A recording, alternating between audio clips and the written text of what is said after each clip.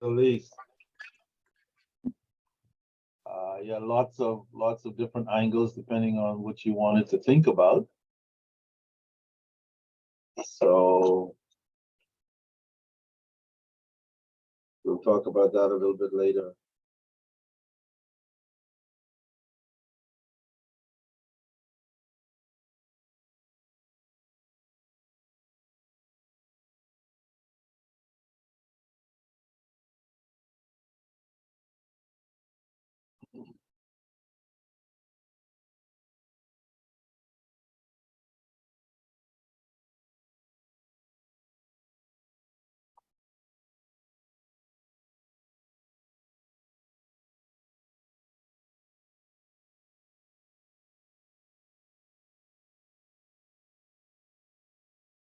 So Sophia, Yes. we know what goes on at Marisol's place of business. It's an insurance entity. But what goes on at your place of business? Well, I work for a broker dealer. Okay. So it's just buying and selling of securities, and I'm on the back office side. So Oh, I'm a part of the operations. yes, yes. You see all the crazy stuff that comes through for processing. Yeah. I know the broker dealer business is it's kind of like a form of working on the stock exchange. Something is always going on Correct. Correct. in one form or another. Yes. And with all these commercial banks in the US having issues, it was a very busy week. Yes, I can imagine. I can imagine folks trying to redirect their investments so that Exactly. uh, get the hell out of this, go into that, hide behind the other thing. Exactly. Ah, absolutely. Okay, I see Paula has joined us. Paula, Good morning, everyone. morning, Paula. Oh, good afternoon. Sorry. Oh, it's afternoon already? My. Wow, before you know it, the day will be gone. Okay, Vonette. Good afternoon, everyone. Afternoon, Vonette. How are you? I'm good. Yourself? Just fine, just fine. That's good. I caught the tail end of the conversation about what's going on in the US market and all the banks. It was a very rough week. Yeah, yes, indeed. Yes, indeed. I had numerous emails about their funds, and I'm like, oh my God, look how I can stay late all week. I am. It was a rough week. It really, Yeah. really was rough. Yeah, those doggone bloody people down in Silicon Valley and one or two other places, they've created a nightmare just like FTX did for us and the rest of the world. So the last 3 or 4 months have been wild and crazy from financial services perspective. And it's only a reminder, as a former private banker myself and former retail bank and all this crazy stuff, it's only a reminder of all the things we need to stop doing. How about that? But nobody's stopping anything because nobody's going to prison much. We're just saying it was a bad business decision. And the question has to be, really? Are we all that naive? Bonnet? No, we naive. They just greasing whoever pocket it is, and nobody's going to jail. Simple. That's all it is. Yeah, it's not complicated. No, no. Not at all. All bad loans are not bad loans. Some bad loans are made on purpose. Absolutely. And for some reason, here we are in the 21st century with flushing toilets and flying to the moon, and we're acting like we don't get that. That is surprising, not surprising, that is interesting to me. Mm-hmm.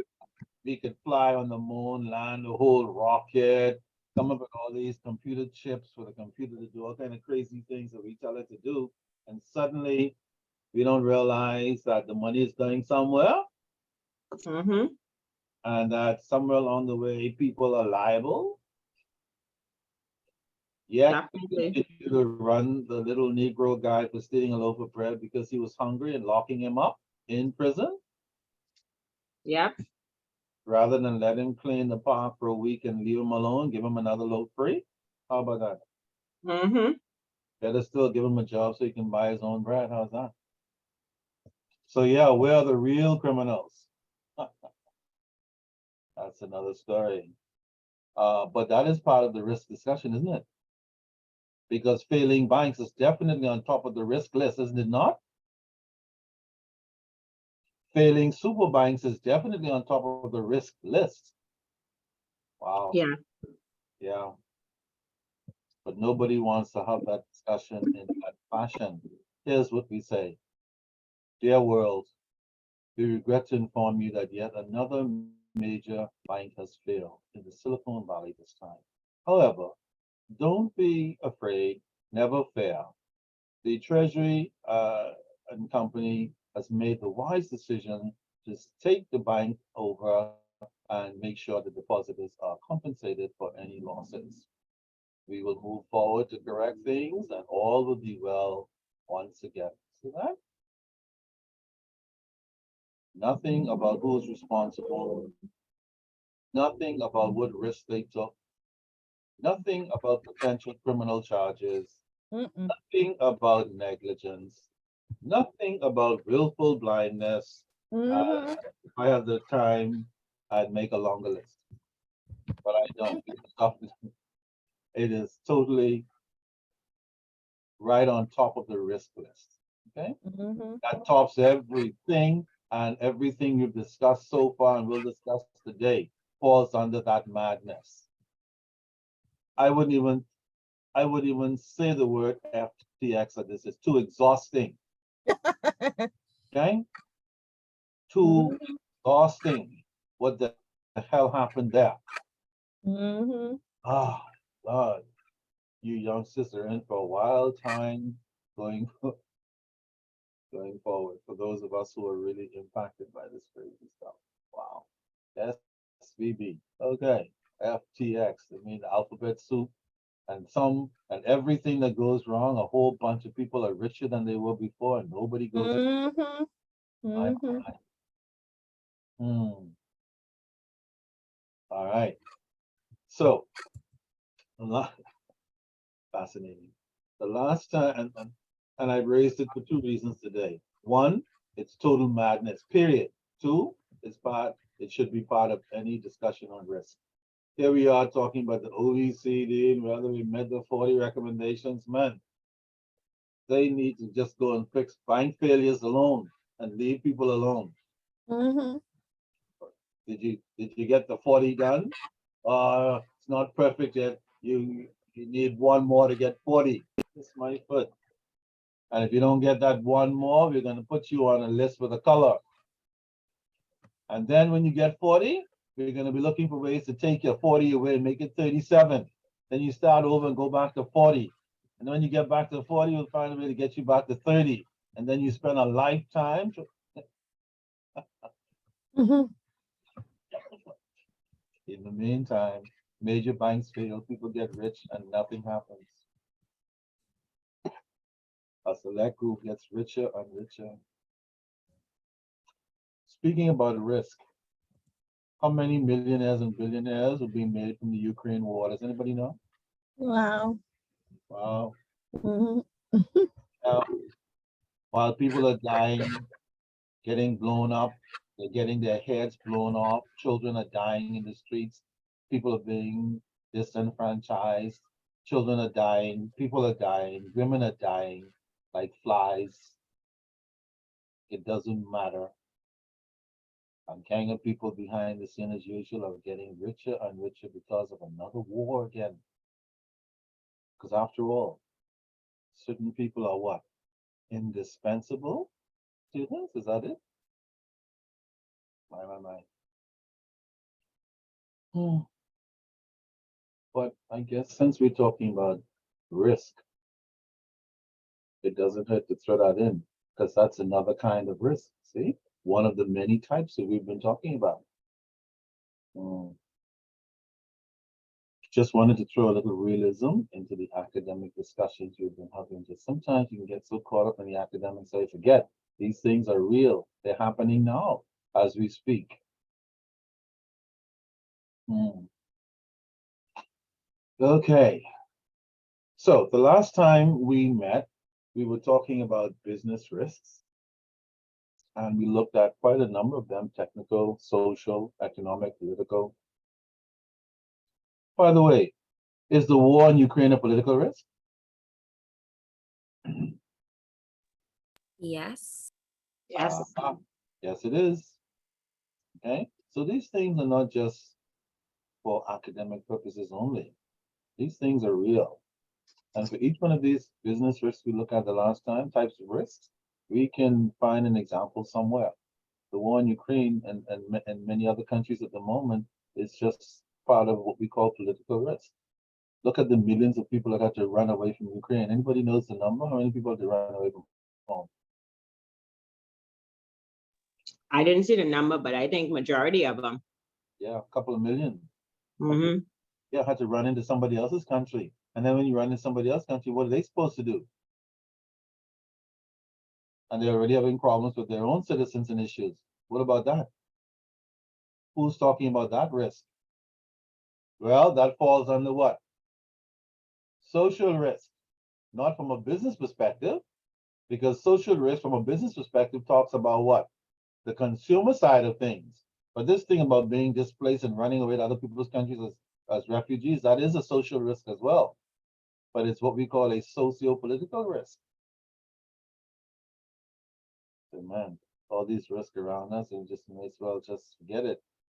But I'm just trying to add the real to the academic. So you're completely certain that you're not just getting through an examination, you're living this stuff in some form or another. Hmm. We also talked about regulatory risk in production and marketing and all these kinds of risks, operational risks. Speaking about operational risk, um, working in back office, could there be any operational risk attached to that? Working in the back office, say for a brokerage firm? Definitely. Definitely. She could think of a few right off the top every day, any other day. Yes. Okay. Nothing ever always goes as planned. There's always some stuff going on that impacts the day to day. No question about it. And you have to make changes along the way. I mean, I've worked for firms where when I've gone into the firm, everything was a mess. And by the time I finished breaking my neck, fighting, working overtime, trying to fix it, because I thought I was a fixer in those days, the only thing I got from the brass was, "What took you so long?" Imagine that. And when I went in, they're the ones who created the mess. Talk about operational and strategic and other risks. Okay. So these things are real, interestingly enough. And the problem with risk is we don't worry too much about them until they occur. And when they occur, we look to see for somebody to blame. And once we fix them, we act like they never existed or will never exist again. How about that? This is what make risk risky. Wow. So those are the business risks. Then we have, by extension, something we call financial risks, which financial institutions of all kinds will see and suffer from day to day. And those who are aware of them, acknowledge them, and deal with them will minimize their exposure. And those who don't will face the music like SVB and FTX and so many others as a result. So some of the financial risks that you can find in your world of business are listed here: credit risk, liquidity risk, reinvestment risk, market risk, price commodity risk, and interest rate risk. Now, folks, these are all perfect and great expressions for the type of risks. Is there any risk listed here that catches your fancy? Like, I'm not sure I know what that one is. Any of the six. If you look at the six types of financial risk, which one you might say, I'm not sure I know what that one is. Just don't be the person that says, I'm not sure I don't know what any of them are. Which is okay too. Pick one. Which one are you most uncomfortable with? You think you don't know anything about it?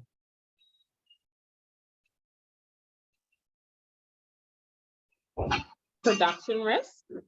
Production risk, okay? I guess because I'm not in that field. I mean, I guess. That's I the, don't- yeah, Go ahead. that's fine.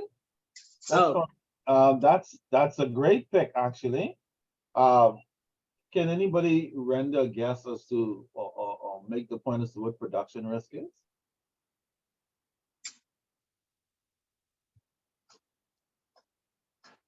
It's kind of like operational risk in a way. What do you think? Just production risk. What kind of risk can be associated with that? So is Go that, ahead. oh, Go ahead. Go ahead.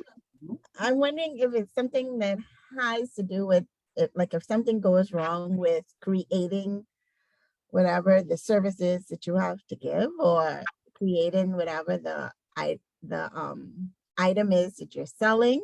I'm guessing, like if something goes wrong in the creation of that. Yeah, absolutely. Remember, typically when we talk about production, we talk about production, manufacturing and production, making something. Right. So anything that's going to interfere with the production of the product or products that you're making would be considered a production risk. For example, when COVID hit, manufacturing in many places came to a complete what? Standstill. Remember, we had a shortage of suppliers, a shortage of supplies, and so on because manufacturing slowed or in many places halted completely. So these things are not being made. In fact, some things that were imported into the Bahamas and other countries before COVID, after COVID, we don't see them anymore for some reason. And I can give you an example of a product that I used to eat from I was a youngster. It's called Wise potato chips. And specifically, the product that I used to enjoy eating from Wise potato chips was a product called onion and garlic. Anybody ever tasted onion and garlic potato chips? No? No, no. Oh, no. God, there's definitely a generation gap here. Yeah, you guys that used to do these modern potatoes, the crazy stuff that they bring in now, called whatever they call it. But once upon a time, there was a fantastic array of potato chips from Wise potato chips. And onion and garlic potato chips was one of the absolute most tastiest potato chips you could ever imagine. The last time I saw an onion garlic potato chip in the Bahamas was pre-COVID. After COVID came and left, I could not find it anywhere in any store at any wholesaler. I asked people in city meat. I said, "What happened to the onion garlic potato chips?" They said, "Oh, you know, they don't run anymore. The producers don't make it anymore." I called Thompson Wholesale, this wholesaler, said, "What happened to the potato chips?" I mean, "Oh, we're not sure." Imagine that. So that is production risk, actually, because whatever happened, now the people who make onion and garlic may still be making them and sending them elsewhere, but for some reason they're not coming here. But the point I'm making is production risk has to do with anything that interferes with, getting the product completed and to where it needs to be. Okay, for sure. All right, good point. What do you think reinvestment risk is? Reinvestment.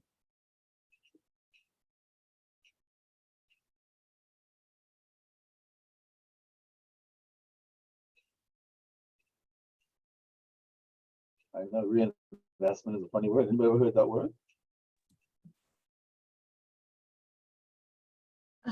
When you discover what it means, you'll know that you know what it means. You just don't maybe know it as reinvestment. What would it be the ability or the inability to put more capital or funds back into the business? Okay, that's a very interesting way to look at it.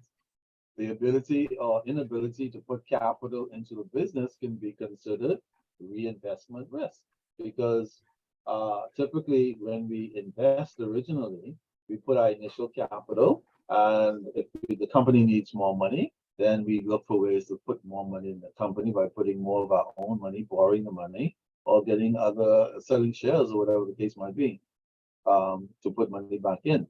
So that's a perspective you don't really see much, but it's correct.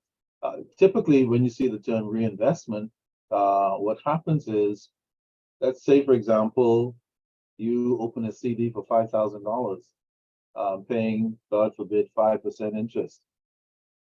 At the end of the year, 5% of 5,000 is how much? Anyone?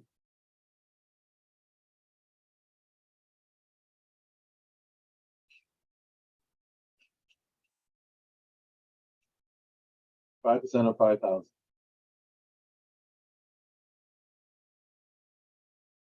That's it. What we're calculating in a risk class, definitely. Risk involves money.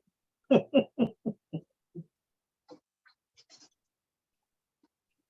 of 5,000, and then you can use your phone. 250. 250. Okay, so at the end of the year, you expect to get interest of $250. And you have two choices. You can reinvest it. See, what do I mean by that? You can reinvest it. If you reinvest it, what happens then? You add it to the principal, or something like that. Yeah, you add it to the principal, and when you add it to the principal, it now becomes Your money, the principal amount what is the new principal? will be 5,250. Absolutely, and then you will leave it there for another year. So instead of earning interest now on 5,000, you earn interest on 5,250. That's what we mean by reinvestment. Okay, the same thing with dividends that you may earn on shares that you have. And remember, when you get a return on your investment, in this case the 250, you can reinvest it, or you can leave the original 5,000 and take the 250 off and go to Crooked Island. How's that? And sit down in a motel and put your feet in the water or something. See, that's another option that you have. Similarly, if you get dividends from shares that you have, you can reinvest those dividends, leave it in, so that the value of your portfolio is greater, or you can take out the dividends and use it for whatever reason you want. Okay? Take it out of the market, put it into a savings account, take it out of the market, go on a trip, take it out of the market, pay school fees, whatever it is. Reinvestment means you didn't take it out, you left it, so it continues to grow at an even higher rate. Okay? Kind of compounding. And anything, of course, that interferes with that is a reinvestment risk, by all means. Okay? And stuff like liquidity risk. Liquidity has to do with what? Whether you have the money to pay when you need to pay. Okay? That's what liquidity is all about. Anything that affects your ability to pay what you need to pay at the time you need to pay it, that's liquidity risk. You don't have the money. Okay? Any lenders in the room? Like, anybody ever gave loans before? Well, if you haven't given any loans before, then you may not be familiar with credit risk. And really, credit risk is very simple. The risk that the people you give loans to, that they will not pay it back. That's basically what it is, a big old headache. The losses can be anywhere from thousands of dollars to billions. Okay. Interest rate risk, make a guess. What is that, anyone? Interest rate risk, what is that?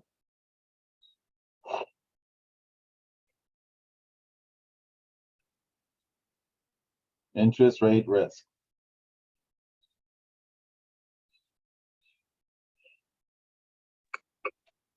Make a guess. What can create an interest rate risk? Inflation? Yeah. Or simply put, the risk that interest rates go up and down unexpectedly. Like, Right. okay? For example, if you have a floating rate mortgage and you went and got a mortgage loan floating, not fixed, floating for 3%, yay, 3%.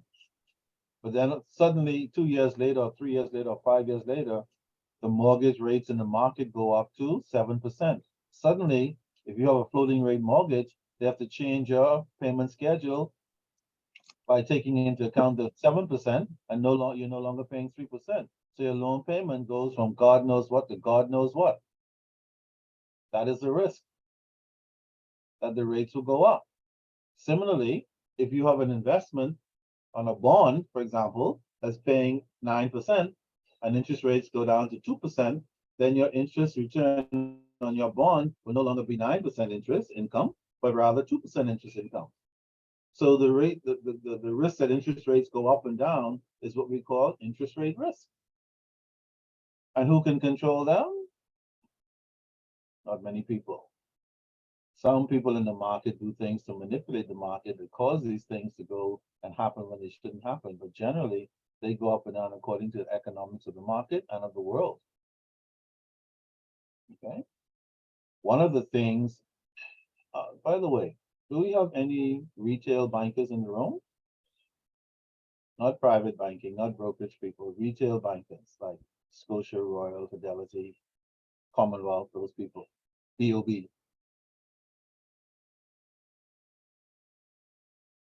No such people in this class? On my mind. Okay. I think Dimitri is, but he's not in the class today. Dimitri. Dimitri, yes. Okay, so Dimitri, let's see what Dimitri is. Oh, Scotia. Yeah. The question is that nobody has really quite answered completely. Is if you go to a typical retail bank with your hard-earned $5,000 that you finally saved, or in some cases for some of us who are so fortunate, 10,000 or something, and say, I would like to open a savings or CD, fixed deposit, with my money. How much interest will I get at the end of the year? One financial institution might tell you, oh, 1%. Another one might tell you 0.00235, less than 1%. If you get lucky, somebody might even say 2% on your hard-earned deposit that you want to make. Now, if you go to a credit union, you'll probably get a better rate these days. But the question is not about the credit union, it's rather, why is it that the other retail banks are only paying so small amounts of interest on people's deposits? Anybody knows? What kind of risk is that? First of all, what kind of risk is that based on our discussion? And does anybody know why that's happening? First question is that what kind of risk is that? Interest rate risk? Absolutely. And now for the big bomb. Why is that happening? I don't know, but I'd really like to know. I know, and I'm so happy you said that. That's the perfect answer. She's like, you know what? I don't know, but I would sure as hell flicking like to know. See what? Absolutely. And you're not alone. But for some reason, that whole scene about the interest risk associated with opening a CD or savings account at a retail bank is like quiet. You notice like nobody's talking about that? Like every day you open the paper, nobody says, why the hell are you guys only paying less than 1% or 1%? Nobody raises it nowhere. You just find out when you go in with your little hard-earned savings, like what can I make on this $10,000 I finally saved or gotten an ASO or whatever? They're like 1% or less. And then you have to like, oh my God. And you either suffer the consequences or run to a credit union to see if you can get a better rate, because you don't want to keep the money under your pillow. Couldn't put it better myself. I don't know, but I'd like to know. Welcome to interest rate risk. Okay, I told you at the very beginning, you guys are bombarded by risk from all angles, and I hope by the end of this session today, I think already you know what the concerns are, probably more than you may have ever known before. And if that happens, then we have achieved one or two of the major objectives of this session. Okay. All right. So what are some of the ways, or one of the ways that we seek to mitigate this risk management, these risk management problems that we have? Okay. And one of the key things that has come up from time to time is the issue of internal controls. Okay. Anybody ever heard that expression, internal controls?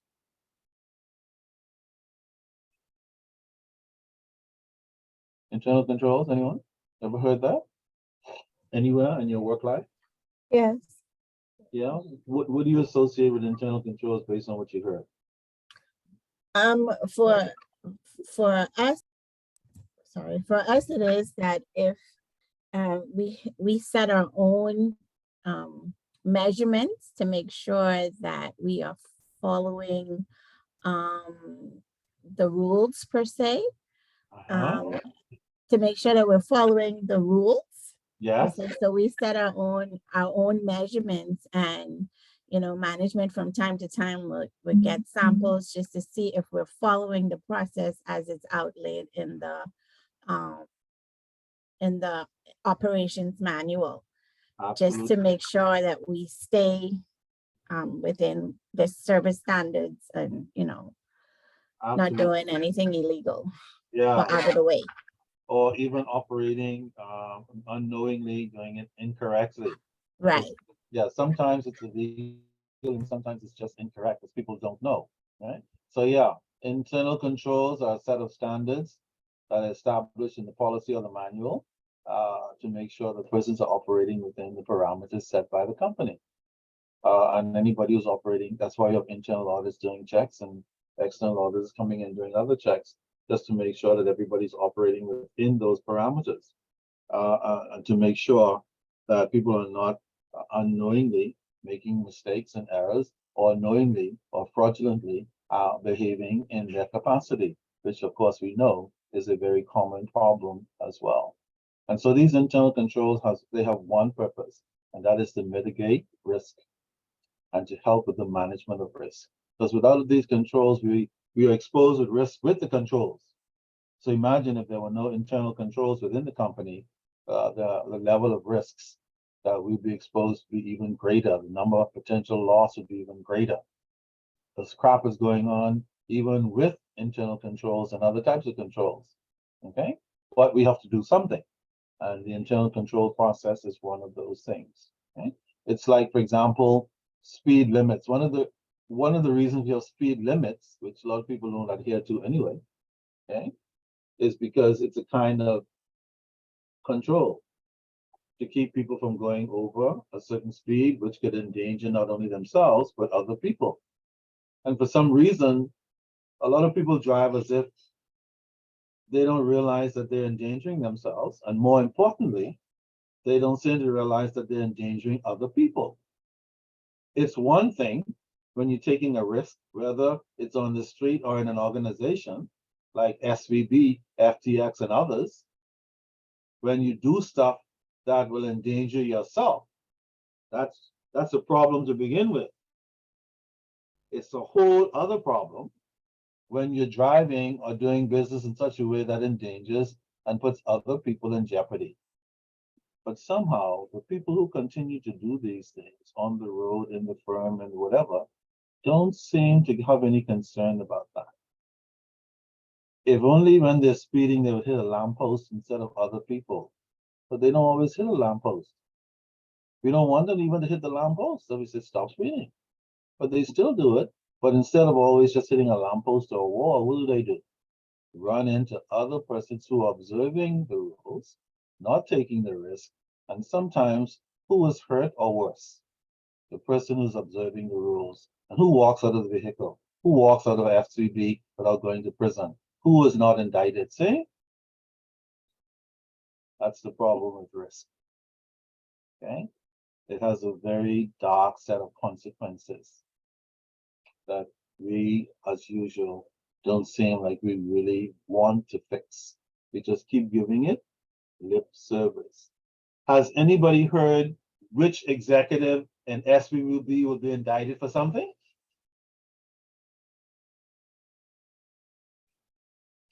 Anyone? Repeat that? Has anybody heard of any executive in the Silicon Valley bank that failed who will be indicted for any kind of whatever? Oh, I haven't heard anything yet. No, No, I no. just heard they reopened or they reestablished with a new CEO. Yeah, but what about the people who are responsible for the failure? Nothing. Nothing. Okay, what does CNN say about it? Nothing. Except the failing is now a new CEO, and that the treasury has now made good on the deposits for those who needed it, and the bank is now running again as usual. But what about the people who created the problem? Nothing. My. Ah, risk. If you guys don't get it yet, you're dead. This is very serious stuff. Okay? And hopefully none of you will be directly impacted. You certainly will be indirectly, but the direct hit from risk issues is much more intense. Okay? All right. We have seen all the different kinds of definitions of risk and what it is. And we continue to see that it refers to adverse events, things that are negative, things that impact organizations, individuals, and objectives. We know that already. Okay? And risk management, on the other hand, is how do we mitigate against these problems? How do we keep the confidence of persons in our organization by keeping these potential risk issues to a minimum? How do we do it? Well, a lot of organizations say they have all kinds of things in place. Internal controls happens to be one of the key things that they say they've put in place to mitigate. But there are other problems like negligent CEOs, crooked CEOs, and all kinds of other persons doing all kinds of crazy stuff that somehow they don't seem to include in these categories and take the appropriate action. But that's another discussion. It's just important to know that these things exist. Okay, for sure. All right. So then, since internal control is one of the big saviors to mitigate against risk management, why don't we start there in terms of how these internal controls can help us to manage our risk? Okay, Maricel, can you begin the reading on internal control? A process. Internal control, Mhm. a process effected by an entity's board of directors, management, and other personnel designed to provide reasonable assurance regarding the achievement of objectives, effectiveness and efficiency of operations, reliability of financial reporting, compliance with applicable laws and regulations. Keep going. Oh, sorry, I scrolled too far. 1 second. Okay.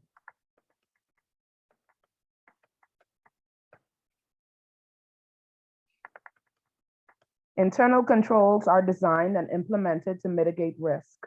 Risk mitigation is linked to the risk reduction approach to risk. Examples of risk mitigates: dual signatories, contingency planning, policies and procedures. Now, before Marcel goes on, let's look at these three mitigates for a moment. How does dual signature mitigate against risk? Anybody? As an internal control, dual signature, two signatures. Well, for one, I can speak from experience. Yes. When RBC used to have the option to use direct deposit, the fast deposit, Yes. I used to use that a lot. And there was one time that I noticed that the funds never reached my account. So I had to contact the bank, and Yes. I was assured that two persons opened up the envelope, two persons signed, and they deposited the money to the account. But Yes. I did not see the funds. And it just so happens that there was only one person that was doing the opening of the fast deposit, and Yeah. they had to correct that. So it was a big thing with the Prince Charles RBC branch. Yes, yes. Thank you so much for that experience, because I'm so happy that you mentioned it. because sometimes, you know, in the US, they have this thing on the coin, "In God we trust." And sometimes we have the same feeling about financial institution and banks we trust. In fact, there's a book that was written a long time ago called "In Banks We Trust." And if any of you youngsters can find it in the archive somewhere and find the time in your busy 21st century schedule, it's a fascinating book about all the evil that goes on behind the scenes in financial institutions and banks in particular. Not that banks are the only places. And so, yeah, this dual signatory thing is really designed to avoid what happened in her case. Come to find out, she was keen enough, first of all, to recognize that the money didn't go to her account because she didn't assume it when she checked, which she should always do. If you don't check your accounts, you run the risk of what? The same risk he's talking about, and all kinds of other risks. See, risk is everywhere. You made your deposit, you didn't check. You assume the bank did the thing correctly. If you don't check your account, you run the risk that it didn't go there, like she said, and you run the risk that some other things have come off that you didn't see because you're not checking. Okay. And then when she investigated, found out only one signature. So there was a violation, even though the institution said we had two signatures. They swore on a stack of Bibles. God knows it, like we used to say in the old days. I swear. Come to find out, only one signature. A clear violation of the risk mitigate that was supposed to be in place. Okay? And notice, even though we set out to set up internal controls and the dual signature was one of the mitigates, she discovered as a customer that the mitigation internal control process was failing and would have continued to fail perhaps had she not brought it to their attention. And may still be failing because maybe after that they may have just gone back there. Stinking customer. Let's go back to what we're doing. Susan, you do. We do busy for two people to be over there. My. Dual signatory. Okay. What about contingency planning?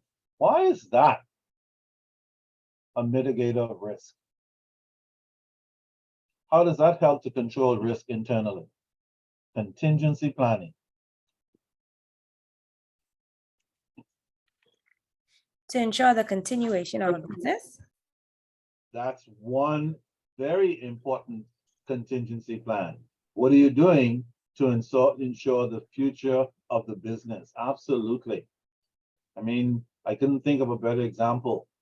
Whatever type of business it is, raises the question, with all the billions of dollars that was in SVB, who the hell was responsible for coming up with a contingency plan to ensure that the bank did not fail? See, folks? And a contingency plan is simply thinking about what could happen and taking measures to mitigate or stop it from happening. Mr. Wilkinson, Yes. I have a question. Something actually happened to me fairly recently. This would have been last week, Saturday, when I told you I had to travel. So Yes. I used my credit card at a restaurant on the Yes. island. And You mean one of our islands? yes, Exuma. Stop it. Okay. So I was Yes. at Daniel Key Yacht Club, right? And I'm gonna say the name because the persons I'm still feeling like they need to be dealt with, but I'm at a halt right now because there's no evidence. Right. Let me just get through this. So the bill came to the table. It was a group of 6 persons. So I Yes. paid the bill. I gave them my card.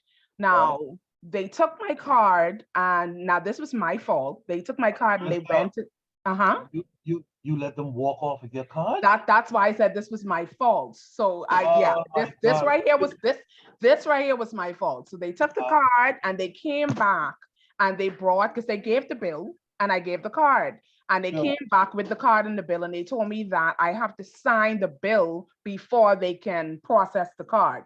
So this is now like a red flag to me, because you already took the card, but you come back and tell me I have to sign the bill first. The bill, my signature on the bill must match the signature on the back of my card.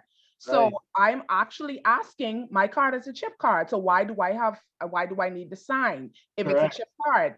But they're Correct. saying, no, I'm signing the actual bill before they can even process the card. So that's their policy and procedure, right? So Which how is does the it third, sound? Yeah, okay. that's the third thing on this list. That's their policy and procedure. I'm using air quotes. Yes, So I signed, and then she proceeds to hand me the card machine for me yes, to put my pin in. Now, right, here I am again. I'm perplexed because if you have the card machine that can come out, why did you take my card in the back? right. So I put in my pin, and they gave me my receipt and everything. Lo and behold, when I got back to my room that night, I saw $154 off my card that I did not use. I always check every transaction Oh, once I've you used my check card. everything. Yes, yes, Everything. So yes. $154 was missing off my card. Now, with RBC, you're unable to see what the card is used for until like several days later. You can see the Right. money is coming off, but you can't see what merchant it is. Details, right. So I just, put it aside, and I said, maybe it's an annual fee. I know sometimes RBC does their annual fee in the middle of like the second month or something, third month. So Right. I said, I'll wait and see when it shows up. That was Saturday. So on Monday, I didn't use my card anymore. On Monday morning, I got a call at 7 a.m. from RBC asking me if I was trying to use my card for Uber Eats. I said, Right. no, I was not. They said they saw 4 different transactions being attempted on my card for Uber Eats. I said, Yeah. well, I'm in Nassau, Bahamas. I'm not using my card. I'm just waking up. So they said they're gonna block the card, which they did. So when I went online and checked, the same 154 that I could not see is now showing up as Craven Bahamas. This Right. is the exact night that I used the card as Daniel Key. I never used the card for Craven Bahamas. So I Correct. made them aware of that was not a charge that I made either. So automatically they put a block on the card, and they took the payments that were being attempted along with the payments that already came off the card, and they took it off my card. So they have already replaced my card. All has happened in the space of days. I already Yeah. received a new card. Now, I'm saying all that to say this. When I contacted RBC again, I know for a fact that it is that restaurant that I went to when this happened. And Yes. I asked them, I said, is there any way to see that the place where the card was used was Exuma? They said no. It's only showing Craven Bahamas and Uber Eats Bahamas. So now they use their mitigation process, and they blocked the card, and they replaced my card, and they didn't charge me. They took the funds that I didn't use, they took that off my card. But here it is now. I cannot press charges. I cannot get those persons fired who were responsible at the restaurant, and I'm sure it's them because they took my card in the back. Yeah, no, that's very interesting, Marisol. That's such an excellent example uh of the kind of risk that is connected to even a transaction as simple as that one. Not simple to the individual in terms of the context. And the question is, why is it that Royal couldn't tell you it was them? They told me that they could only see what I'm seeing, which is Craven Bahamas, and they can see Uber Eats Bahamas, but they are not able to see which island it's actually the card is used on. You gotta be kidding. So Craven is Craven somewhere, is all over. Craven is all over the Bahamas. not only New Providence. No. And I checked that. I checked Uber Eats as well. Uber Eats is all over. So there's no way for them to tell. So I'm My saying in a case like this, the bank has their policies and procedures in place for this type of thing, but the person who is responsible, they go with the same thing we were talking about. They don't even get a slap on the wrist Yes. because you're not able to tell who it is. I have no evidence. I can't go back there and say, hey, Craven Bahamas came off my card. They could say, okay, that could be anybody. Yeah, indeed, indeed. And I don't suppose you have the receipt from that night. No, I don't. You mean with their receipt? Yeah, because No, I don't. I have my credit card receipt. sure, but you wouldn't have been thinking that at the time until you checked, Exactly. especially for a restaurant receipt. Yeah. Absolutely. And so now you now know going forward, like what exactly you won't do to mitigate against that kind of risk again. Definitely. Definitely. I have a policy to mitigate against those kinds of risks with regards to my car, because people are always up to no good. People like to say, for example, if I go to get my car serviced, yes, I go there all the time. So they think because I come there all the time, it's okay for me to give them my information on the phone or otherwise, which I do not do. I say, I say to them, when I come, I'll produce my card at that time. Okay. When I go to restaurants, people said, if you have the card, you go, I'll process it and come back. I said, I'm sorry, I do not allow my card to leave my site. You have to bring the machine to me or take me to the machine. Of course, I get all kinds of funny looks, but that's okay. I don't need the headache, and now you can see why. People are doing all kinds of stuff, including cloning your card information, putting in double transactions, all kinds of crazy stuff that's going on. So the point is, yeah, to mitigate against these kinds of risks, we have to be very careful, even with our own personal stuff, our own personal cards, because folks are up to stuff you would not believe. And in the middle of a dinner or some function or whatever, at the rental that's full with people, all kinds of weird things are happening. And sometimes we lose track of stuff that we should be checking. And to do that creates a whole other kind of risk. All right. So yeah, thank you very much for that example. It is a very common problem. Okay. And that's two key personal problems. That is not even that implicates the financial institution as well, because it creates personal risk, and it's a risk for the organization that is not taking steps to allow this stuff to happen, whatever the case might be. So the one signature thing is a problem when it should be two. The issue with the credit card thing is a problem when you should be able to track it down and find out who you need to go to deal with. And so to not have a contingency plan to deal with things like that, and like somebody said, the long-term continuation of your firm or whatever the case in place, is setting yourself up for problems, stress, or complete failure. Okay. And then finally, policies and procedures. Why is it that we need it? It's a guide. It's something to help us determine what the limitations are for our particular organization, what employees can and cannot do. And if they do violate the policy, what steps can be taken to mitigate against those violations. Okay, so these are risk mitigators. And any organization that doesn't have these basic things in place or not practicing them, just remember, you could have a risk mitigator in place like these three, but not be practicing them. Okay? Like somebody said, I'm a Christian, but I'm not a practicing Christian. I'm a Buddhist, but I'm not a practicing Buddhist. I'm a Muslim, but I'm not a practicing Muslim. Kind of like that. We have it, but we're not doing it. All right? Okay. Good stuff. Keep going, Marisol. Risk mitigates. Continue.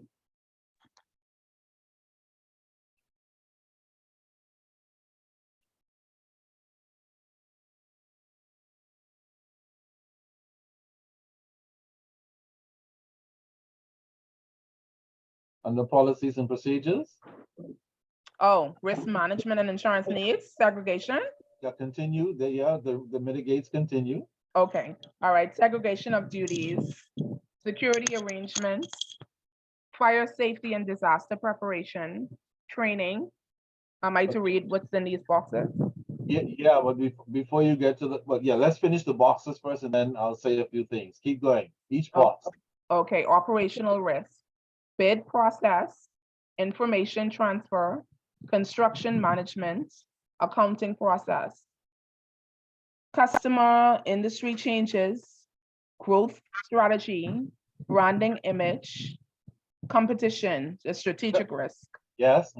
financial risk, cost of capital, growth capitalization, market risk, bank and surety support, hazard risk, employee injury / illness / theft, third-party liability, natural hazards, property loss. Now, before she goes on, as you can see, the reason why we need the mitigators, dual signatures, contingency planning, policies and procedures, segregation of duties, meaning one person doesn't do everything. That's a problem.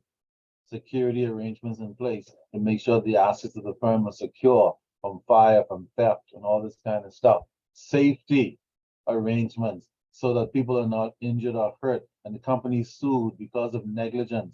And by all means, even though training is at the bottom, I don't know why we keep putting training at the bottom, but should be somewhere closer to the top, because training is crucial.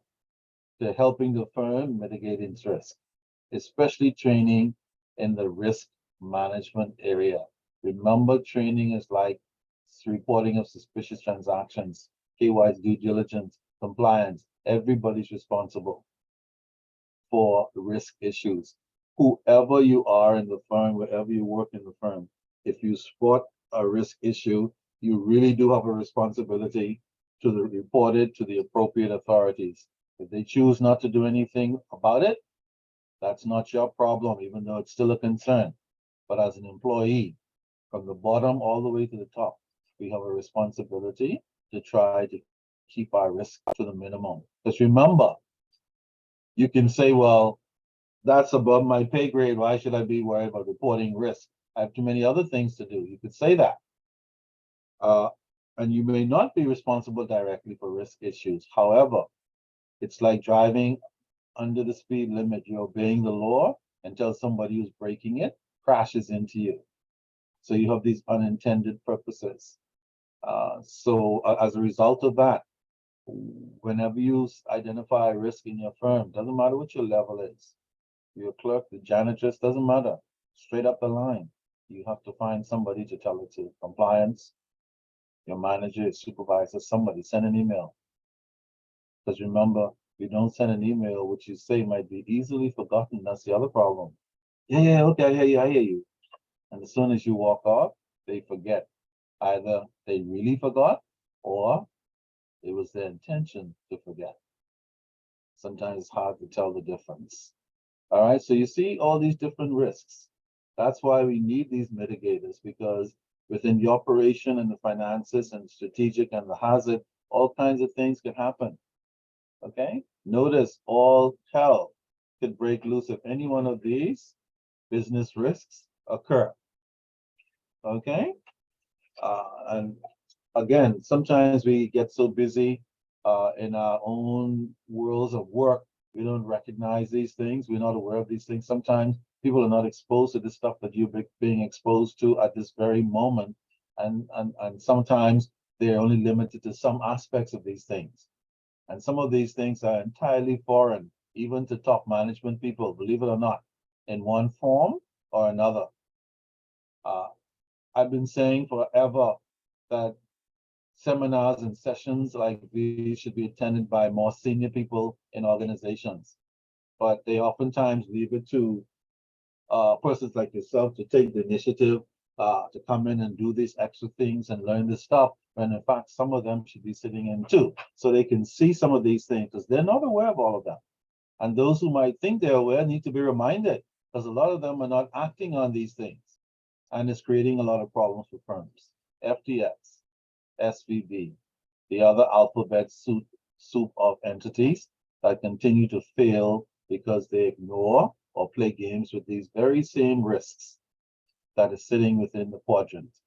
Okay, and on top of that, not taking the internal control steps, such as these mitigates. And if you notice these 7 mitigates, they're very simple in context, but they're very crucial for the success. And any board, instead of having martinis and caviar at any board meeting, if they sit down and look at these 7 alone, they could spend 7 board meetings discussing each one and how they're going to fix it and what they need to be done in the organizations to mitigate their risk. But then who has the time for that? And that creates another risk, because they won't sit and deal with them until something goes wrong. You notice? Everybody is having a party when FTX is spending all that money digging holes, but they're going to put their head office in the Bahamas, and we can expect a multi-billion-dollar investment environment for their clients who they love so dearly, and whom they, man, who would have thought that in fact the guy was one of the biggest white-collar criminals ever to exist in modern times? How about that? It's like getting married to a smooth talking guy in a suit, and you find out after you get married that he's a wife beater and a serial killer kind of thing. Sorry, just threw that there so you guys could remember. But yes, Marisol, thank you very much for those examples. They are everyday examples of the kinds of problems that are out there from a risk perspective that can impact us as ordinary people, not to mention the crappy stuff that we talked about with banks and exchanges and other stuff that affect us on an extraordinary global level. Wow. How many billionaires came out of the pandemic while people were dying? Anybody knows?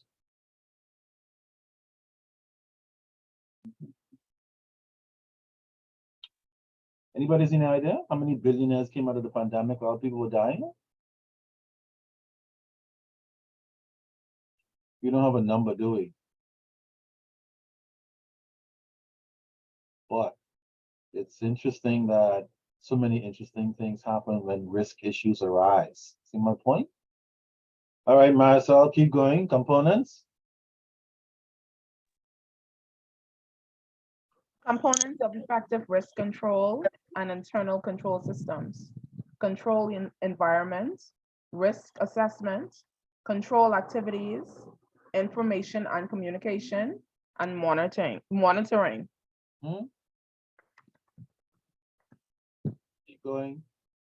Elements of the risk management function are mission identification, alignment of risk management goals and objectives with those of the organization, risk and uncertainty assessment, identification of hazards and exposures to hazards, analysis and risk measurement, risk control, avoiding, preventing, and reducing risks, risk financing, reimbursing losses, and funding programs which enhance positive outcomes, program administration, procedures for day-to-day risk management operations.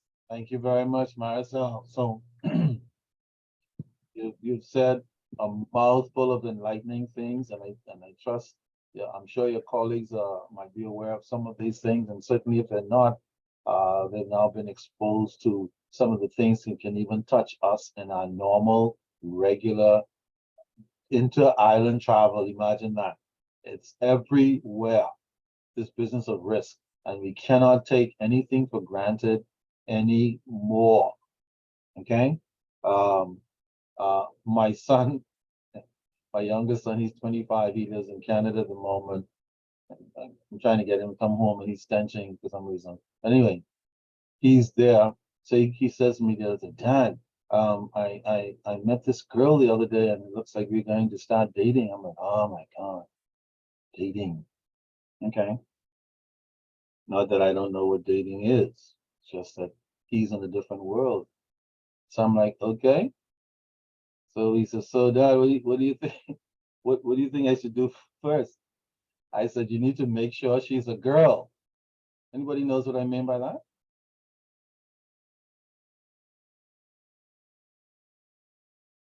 Why did I tell him that? Is that a risk issue? Nowadays, definitely. Definitely. It's not a topic to shy away from. See, that's my point.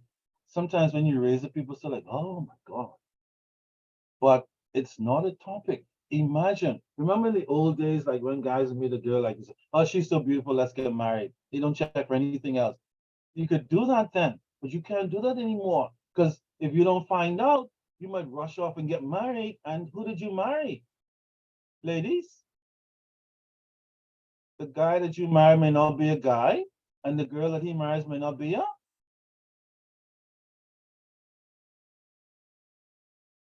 Okay, you guys don't want to discuss that kind of risk.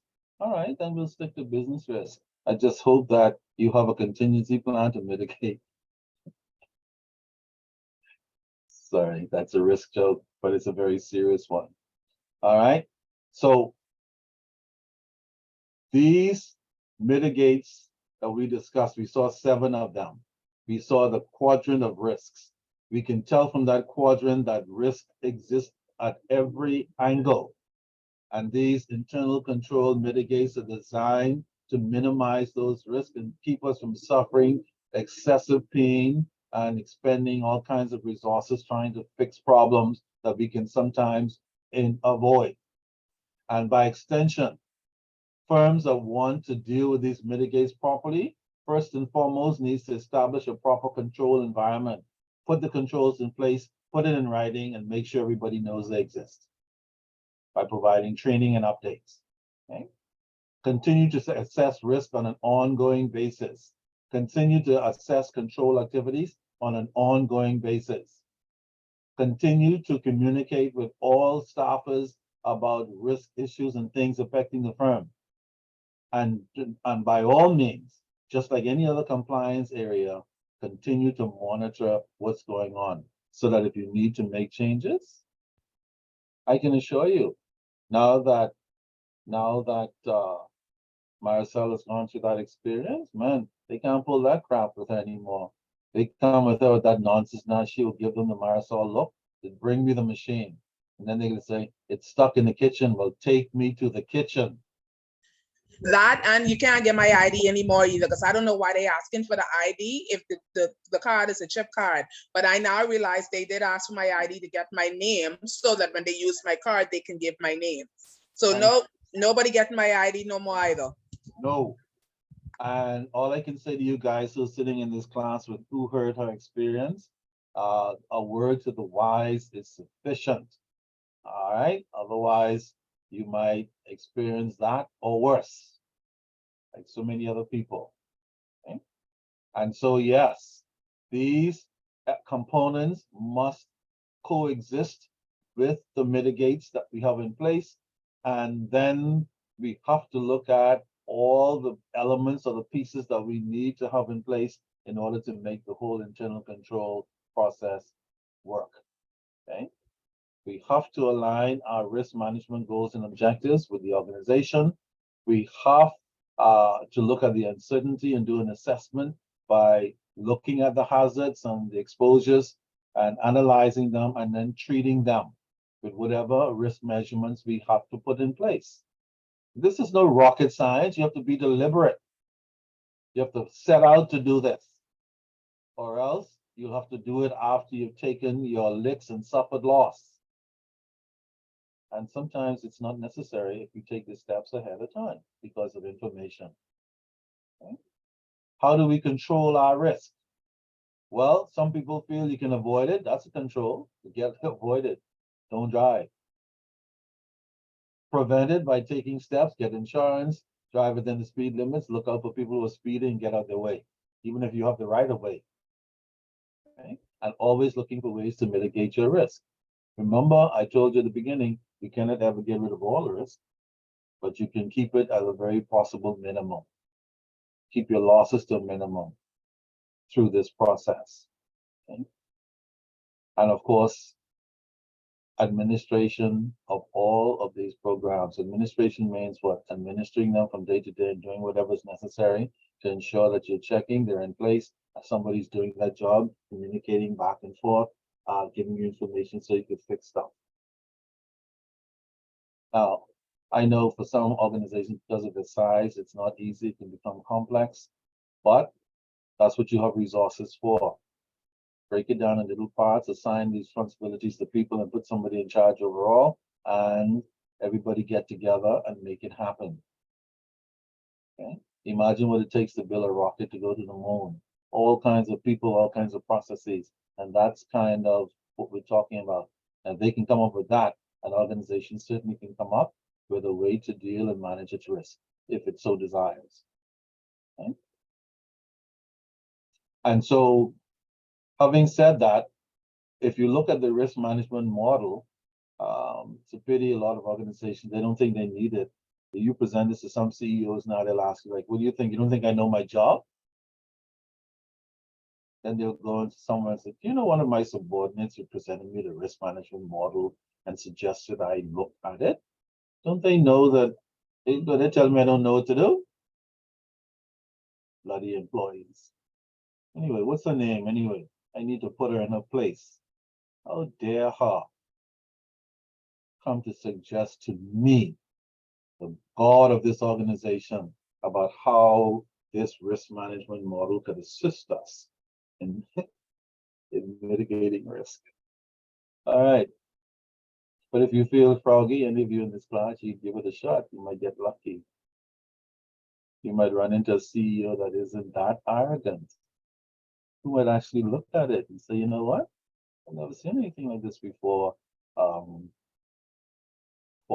or Vanette or Sophia or myself, I've never seen anything like this before. Thanks. Let me take a look. If you look at this risk management tool, what do you guys see? Does it tell you anything, or it's just a bunch of gobbledygook on paper?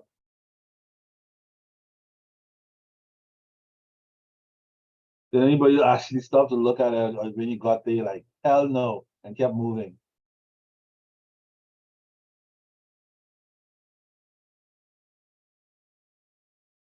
What do you see? Well, let me just introduce you to one or two aspects of this model. What you see, or what you should see first and foremost, are the two key aspects of risk: the probability and the impact. That's what risk is all about, probability and impact. Anybody knows what probability means?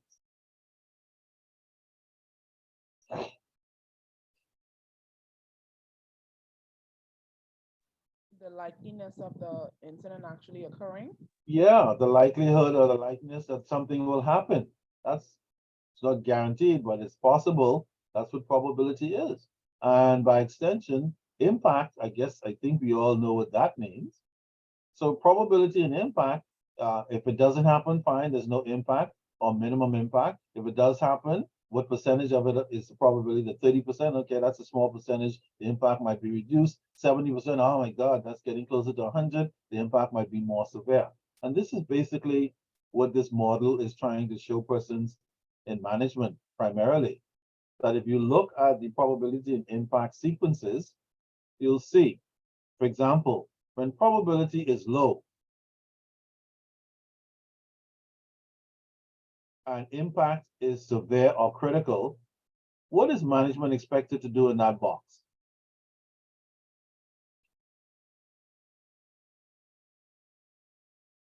What is required when probability is low but impact is severe or critical? Management is required. Not only management is required, but what type of management? Substantial. Yes, it's a different. Substantial management means this is something you guys need to understand, recognize, put in its place, and be ready to deal with it. For example, business continuity plan is the probability that you will need it is low. But if a hurricane or earthquake comes, the impact will be what? Severe. Severe. And therefore, substantial management involvement should be involved with where are we going to put our information outside of the existing jurisdiction so that if such a probability occurs and it's severe, that we'll still be able to access our data. Okay, interesting.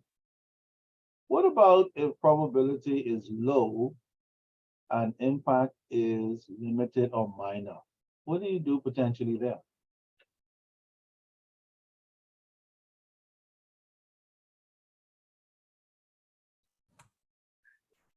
Accept the risk. Yeah, accept it, meaning it's not that serious because the impact is limited. For example, if you have a fleet of cars and somebody steals one, that's not really that bad. You can accept that risk, pay the premium to cover, or even if you don't have the premium cost because somebody forgot to pay, you can replace the car because it's not that serious for a typical type of firm. Okay, so this model, as much as it doesn't appear to be relevant, is a very, very crucial model for management people to look at. The problem is getting them to look at it and actually making decisions based on it. That's the problem, not the information in the model itself. Okay? Two other examples. When the probability is high and the impact is severe, what happens there? Or what should happen?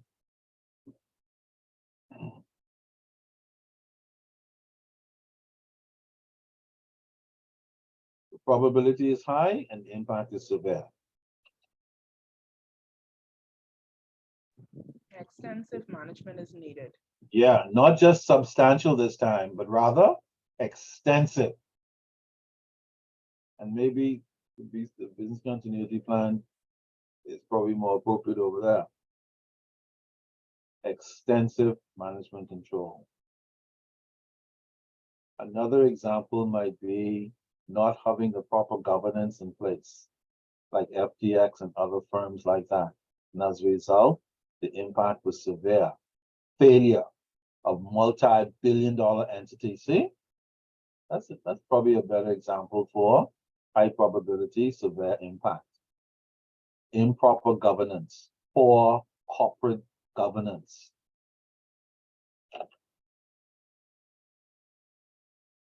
Whenever I teach my governance class, I always tell my students, when a lot of business people exercise or other entities exercise poor governance, it's not because they are incompetent. It's not because they don't know what is required.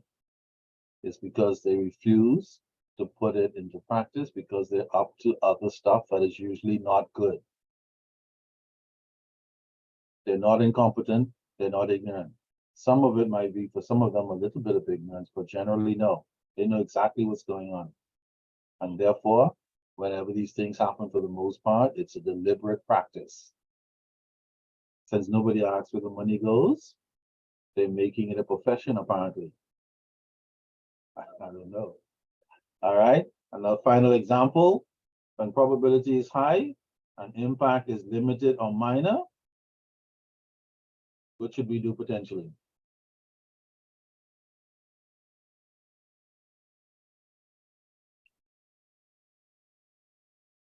Monitor and manage the risks. Yeah, monitor and manage. Okay, we don't need substantial or extensive management involvement, but we need the head of risk, for example, to be looking at the potential issues, checking them out, keeping your eyes on them, and when stuff are coming up that need to be dealt with, mitigate premium paid or whatever it is, we go ahead and cover those things so we don't have any unnecessary stress. Okay. Excellent risk management model for anybody in management, for example, in any firm who wants to be bothered to see how they should be thinking about their risk. Okay. Though I wonder how many senior people bother. Hence the reason for all this crazy stuff. But all this crazy stuff is not just because of poor management. Make no mistake about that. A lot of this crazy stuff is attached to other crazy stuff. Like, ma'am, can I have your identification and card? I'll be right back, Maricel. Yes?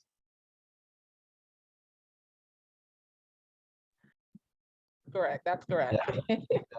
Everybody seems so sweet, so friendly, so honest, so cooperative, so engaging, so well-wishing, so, and you would never. She got a very healthy tip as well. Yeah. Really, she really need to be dealt with. Yeah, I know. And I'm sure you probably cannot recognize the person if you see them, right? Oh, no, because we could not find her at one point that night. We had to actually ask for her, so I got a good description of her. Oh yeah, when I know what she looks like. Yes, I do. Okay. I know. I don't blame you. It really pisses you off when people do that crazy stuff. Luckily, the loss was not substantial, but the loss was a loss that you didn't have to deal with and didn't want to deal with. Okay. Luckily, you were on your game, watching, looking, checking, like monitoring your stuff. Otherwise, Exactly. yeah, even up to the day, you may not have known. Exactly. Absolutely. Same thing applies for firms. You don't take that kind of approach, that kind of vigilance, you as a firm, an organization, entity, you'll find yourself in a very same situation. Okay. Serious stuff. Okay. Now, the items that follow, more definition of risk. I know we're sick of definitions, but really, these are just additional stuff of the same, just to give you different perspectives of the risk issues that are out there. Okay. Preservation of the risk assets, etc. Part of mitigation, identification, and analyzing whatever controls need to be placed. We talked about them. It's a defensive strategy to minimize costs and losses. We talked about that. It's the adoption, coordination of strategies, which we talked about, contingency plans, etc., so we don't get stuck. And then our plans for risk mitigation should be systemic. It should be built into the organization. It should not be ad hoc, like, oh, by the way, or in some quick response to some tragedy, and then we go back to business as usual. You should make it systemic and part of everybody's everyday lives, like clocking into work. People are still required to clock into work? We do, except we use our face. Stop it, you guys are using biotechnology now? Yes, because they didn't want other persons clocking in for people. Kiss my foot. That's one reason they gave to get your face, but I'm sure they have other reasons, Well, that's true too. which we'll discover later on. Bloody technology. Yeah, they say, it's sophistication, but yet then at the end of the day, God knows what's gonna happen. All right. Thank you very much, Marcel, for that presentation and certainly updating us on your experience. I'm sure we're all a little bit wiser even than we were before. Okay, Paula, are you there? I am. Oh, gone it, Paula Hilaire. Did I say that right, Paula? Yes, you did. Fantastic. Why don't you roll down to the risk management cycle and take us on a roll? Okay, the risk management cycle. First, we have the risk analysis, Mhm. which is the identification and evaluation of risks. Then we have the policy making, determining desirable protection levels, allocation of resources, and or provision of additional resources. Safety or security planning, instigation and maintenance of procedures for eliminating or preventing losses. We have risk retention and or transfer decisions, deciding how much risk to keep and how much to transfer, example by insurance. And continuous review, maintaining a balance between risk taking and protection as circumstances change. All right, stick a pin for a moment. So you can see why we call this the risk management cycle for two reasons. There are specific steps that a firm should be taking to mitigate its risk, and these steps are not complicated. The process might involve some work, but if you follow the steps appropriately, just like the risk model, if you take time to look at it, it reveals some interesting insights, especially if you're in senior management or a risk position, because it might open your eyes to a whole lot of things you may not have thought about. And this cycle, like any other cycle, like the accounting cycle or any other cycle, is designed to keep the risk management process current and active within the organization. So we always start with the analysis and we end with a continuous review of the process. And if we keep this cycle, like how we keep the calendar on the wall, a risk management person having this cycle on the wall or somewhere is a current reminder of how they can constructively manage risk without getting lost in the wilderness or even forgetting some aspect of it that's important. Simply, just like the accounting cycle directs the accountant, the risk management cycle is designed to direct senior management and the risk people as well. Okay? And if you notice, diagrammatically, that's a funny word, but that diagram right under the risk cycle is really the cycle. And it's pretty clear. I don't see anything in those boxes that are unclear. And imagine a risk officer putting this up on their board, whatever they call that board. And every day you go in there and you look at that cycle and say, are we doing everything in this cycle we need to do for all of these categories of risk that are potentially facing this firm? Sometimes people feel they don't have any time for that because they're bombarded by other stuff. But the truth of the matter is, whatever the stuff is, it's right in this cycle. Okay?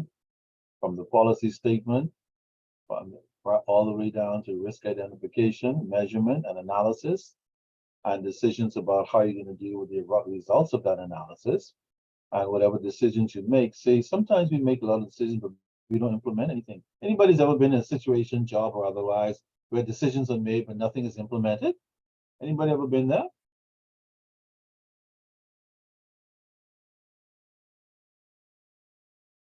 Decisions are made but nothing is done.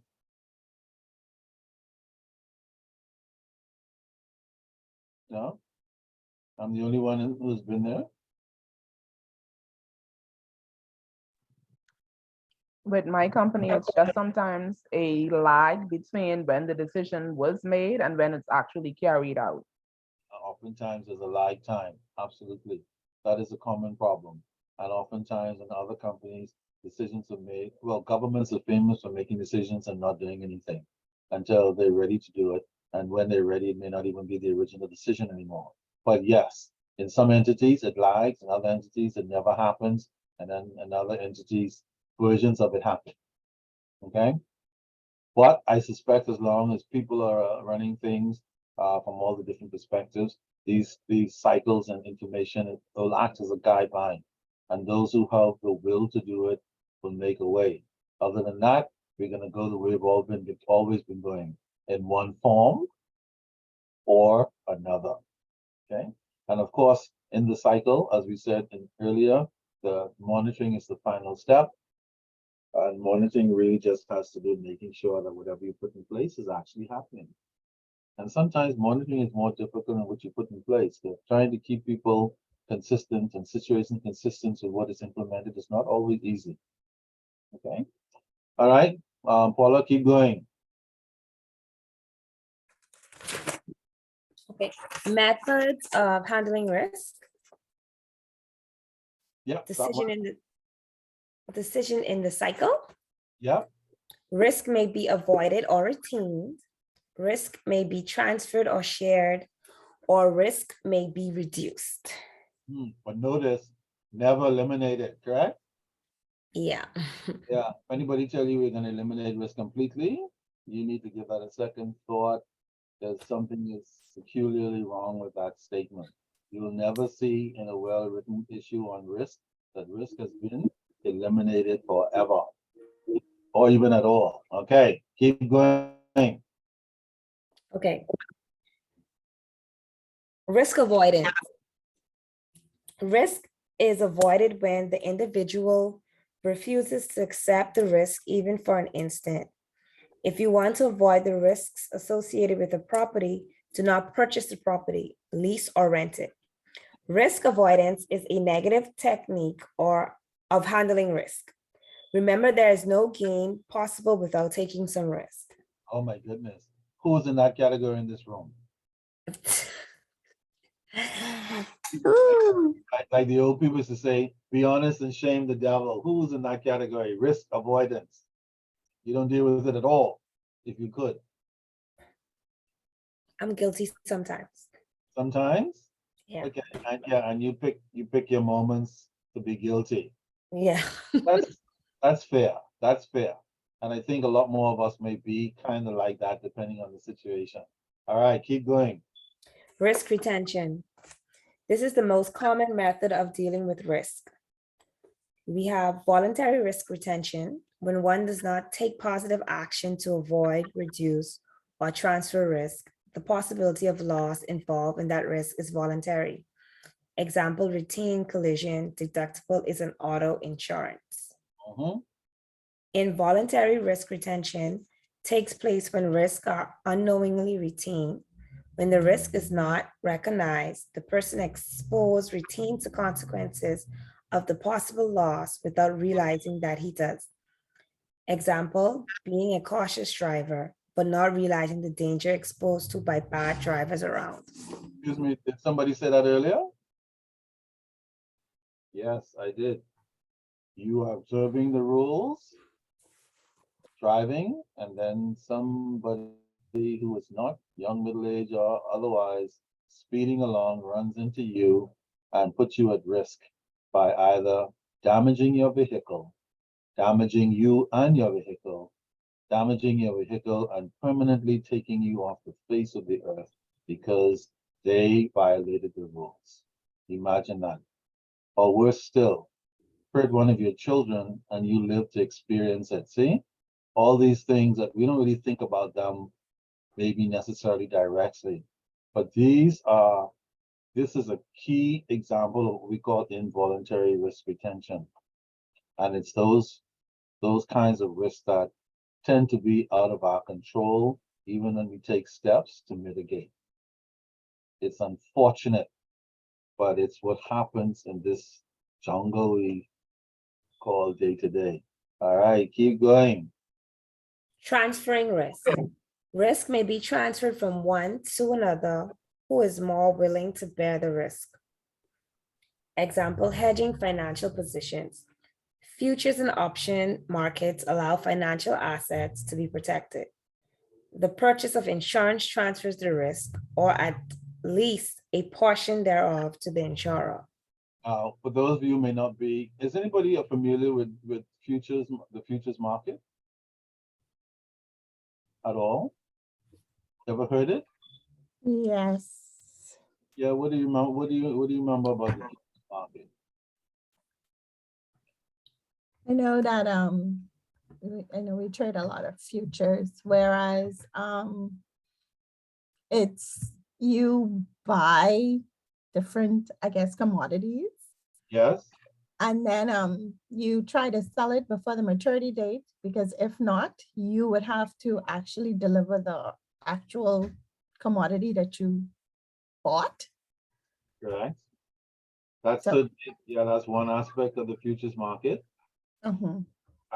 And also remember also that the futures market is about buying commodities at predetermined prices so that Right. you lock into a particular price because you think perhaps in a year or 6 months or whatever, the price of that commodity might go up. So you lock it in today at current prices or whatever the agreed price is. And when it's time to make good on that, you are not subject to doing it at the increased market price that you think might occur. Is there any gamble risk there? Yes, but that is how a lot of commodities traders transfer their risk. Okay, by locking in the prices for future transactions, whether it's buy or a sell. All right, absolutely. And of course, we all know what insurance is all about. Transfers risk to the insurer.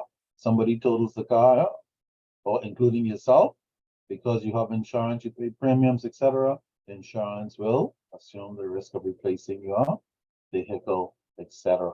Okay. So these are typical examples of risk transfers. All right. Okay, keep going. Risk reduction. Through loss prevention and control, safety measurements, sprinkler systems, burglar alarms, trading limits, stop losses, profit of risk, value at risk, trading policies are examples of attempts to deal with risk by preventing the loss or reducing the chance that it will occur. Yeah. So a lot of risk reduction measures as well. And oftentimes when we have to make decisions, like, can we transfer this risk? And if the answer is yes, then you do it. If the answer is no, then you're down to risk reduction. What can we do to reduce the risk? And you look at all the possible areas that you can look at in order to reduce the risk. Okay? Okay, and then finally, Paula, the basic rules of risk management. Okay, basic rules of risk management. Do not risk more than you can afford to lose. When nothing is done about a risk, the entity retains the possibility of losses arising out of an exposure. Must find out which risks can be retained and which cannot be retained, and consider the maximum potential loss that might result from the risk. If the maximum potential loss is so large that it could result in bankruptcy, retention is not wise. Consider the odds. If one can determine the probability that a loss may occur, he's in a better position to deal with the risk. Even when the probability is small, consider the severity of the loss. Don't risk a lot for a little. An important rule is to not retain those risks bringing catastrophic losses and whose potential severity cannot be reduced. Example, to not leave your home uninsured to save the small monthly premiums. Oh my goodness. Thank you, Paula. Now, we're talking about organizations in particular, but we're talking about risk in general. And so all of a sudden our discussions cover your organization and you, especially that last one. If any of you have a mortgage and your house is not insured, you're in number 4.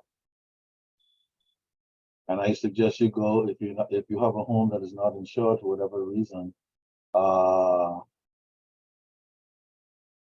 and break over the insurance company, call some, let the police come, tell me you're waiting for somebody to come so you can insure your house today. Because see, they refer to a small monthly premiums, not that monthly premiums are small, because premiums in the Bahamas, like other places, are high, depending on the value and size and all that stuff of your home.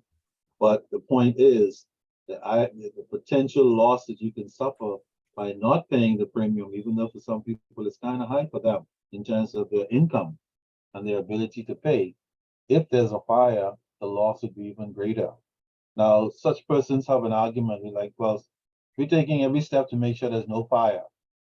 Can you take every step possible to make sure there's no fire, class? Can you? Well, you could try, but that doesn't mean. Because remember, you might take every step to make sure there's not a fire, and then somebody suddenly shoots off something in the air from their property and lands on your roof. How about that? You couldn't really plan for that, could you? And then they call you and tell you the house is on fire, even though you already had the guy who comes every 6 months to check the lines, the this, the that, to make sure everything is safe. Or one day you yourself, you had a very busy week. You put on the soup pot to cook pea soup and dumpling because that's what you feel like eating. And then you say, I'll just sit right here for a moment. And then what happens, anyone? What happens, you think, potentially? You fall asleep. See? But that was not your intention when you sat there. You just sat there to watch the TV for a moment until it's time for you to check the soup to see how it's progressing. And then the next thing you know, you either wake up screaming with the house on fire, wake up on fire, or wake up thinking you're still alive and you're not, because you've been burnt up in the fire. That's the kind of issue that we're talking about in these things. It's not likely, but it could happen. That's the problem with risk issues. Okay? Or speaking about that, one of the things, and I say that particular example because from time to time I would tell my wife, because my wife is a housewife, and these days for the most part, and so when she's cooked, and she's not as young as she used to be either. She's not old, but she's not as young as she used to be.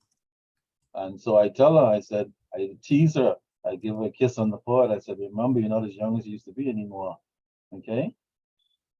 Even though you're still beautiful, we're older now. Do not sit back or lay down if you have the stove on.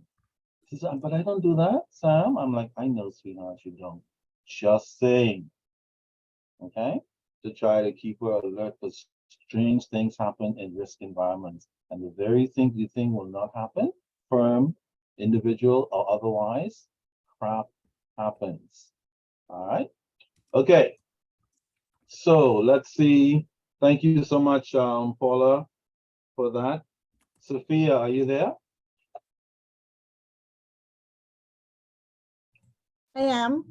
Fantastic. Then maybe you can finish off for us the reading today before we get into a little discussion on the case study, beginning with high frequency. Is it high frequency? High No. frequency. Sorry, when the severity, summary of rules, that's where we are. Summary of rules regarding the severity and frequency of loss. When the severity of the potential loss is high, retention is not realistic. When the probability of loss is high, insurance becomes too costly. The most appropriate tools for dealing with risk of high severity and high frequency are avoidance and reduction. In other Reduction, words, sorry, in other words, if you think you're dating a serial killer, what do? Sophia? leave, Yeah, run, not leave. run. Run. Right? So why are you running, Sophia? No reason. I have to go somewhere. I'll be right back. And then you don't return. See my point? That's what we mean by high severity and high frequency. You avoid it completely. Here's what you don't flirt with it for Sophia. See, like, oh, he's so cute. Oh, it's a nice car. Oh, I just can't stand the way he looks at me. And when he calls my name, Sophia, Oh, I'm just Lord. when I want to melt. And that's okay if it's not high risk, high severity. That's fine.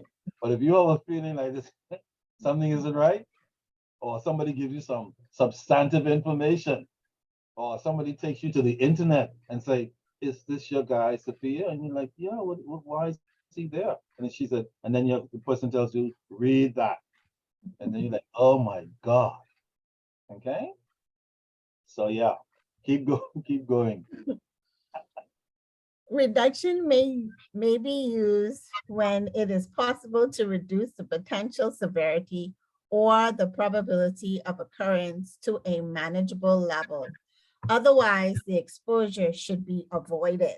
So you see this information, we talk about all the risk issues now. We're kind of giving you some feedback on what things you could consider to help you along. In other words, if you're in risk or you're looking at risk issues or whatever the case might be, you're not left blind, like, really, what do I do and what is what? This information is kind of to give you a guide. If you stop long enough to look at it, read it, and even consider it in terms of the context of risk. All right, keep going. Risk management and insurance needs. High frequency, low severity risks are best dealt with through retention and reduction. High frequency will be too costly to transfer, and it would be best to retain the risk, but use loss prevention techniques. Mm. High severity, low probability risks are best dealt with through insurance. Example, earthquake liability. Mm. Low severity, low frequency risks are best handled through retention. Well, yeah, you can manage that yourself. If the frequency is low and the severity is low, chances are you can manage it yourself. Okay. If you have a flat tire and you don't have a spare, you can manage that. You call the wrecker, change the tire. That's manageable. It's an inconvenience, but it's manageable. What type of insurance you think is more critical? Hurricane or earthquake? For us, hurricane, But let's say we're subject to both. Which one would be considered more? For us, yes, hurricane. But let's say both are possible, like in some other country. Which one would be more severe?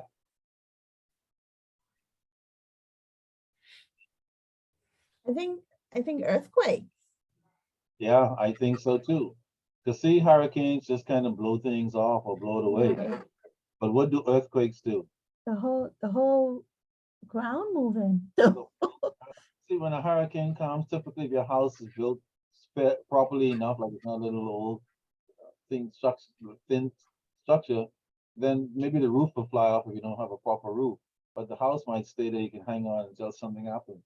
If you have a stone house, the roof doesn't fly any stuff fly off the top, the shingles and all that, and maybe something might hit the window or whatever, and that kind of stuff, but the building is gonna stay. But when the earthquake comes and opens up the ground, no matter what building you have, no matter how it's built, it's going to collapse wherever that earthquake occurs. Not to mention the streets and all the other things will crack up and collapse. The damage is far more severe. Now, we have not had any earthquakes in the Bahamas yet, but our insurance company is still putting earthquake on our insurance. Did you know that? Hurricane and earthquake. You think they charge extra for having earthquake there? Hey, wait a minute. Somebody works for an insurance company. Hold on. Maricel? Maricel? I was hiding my face. Yeah, I was wondering, why the hell is Maricel so quiet? Then it dawned on me that she works for that company in the sunshine. Mhm. So let us all gang up on Maricel. Okay. Maricel, why the heck? Well, first of all, you guys charge extra for having earthquake included in the premium paper policy? Not necessarily. Yeah, So not that's necessarily. that's considered a catastrophe. Yeah, it's included as part of the overall catastrophe package. Yes, that's cat coverage. Yes.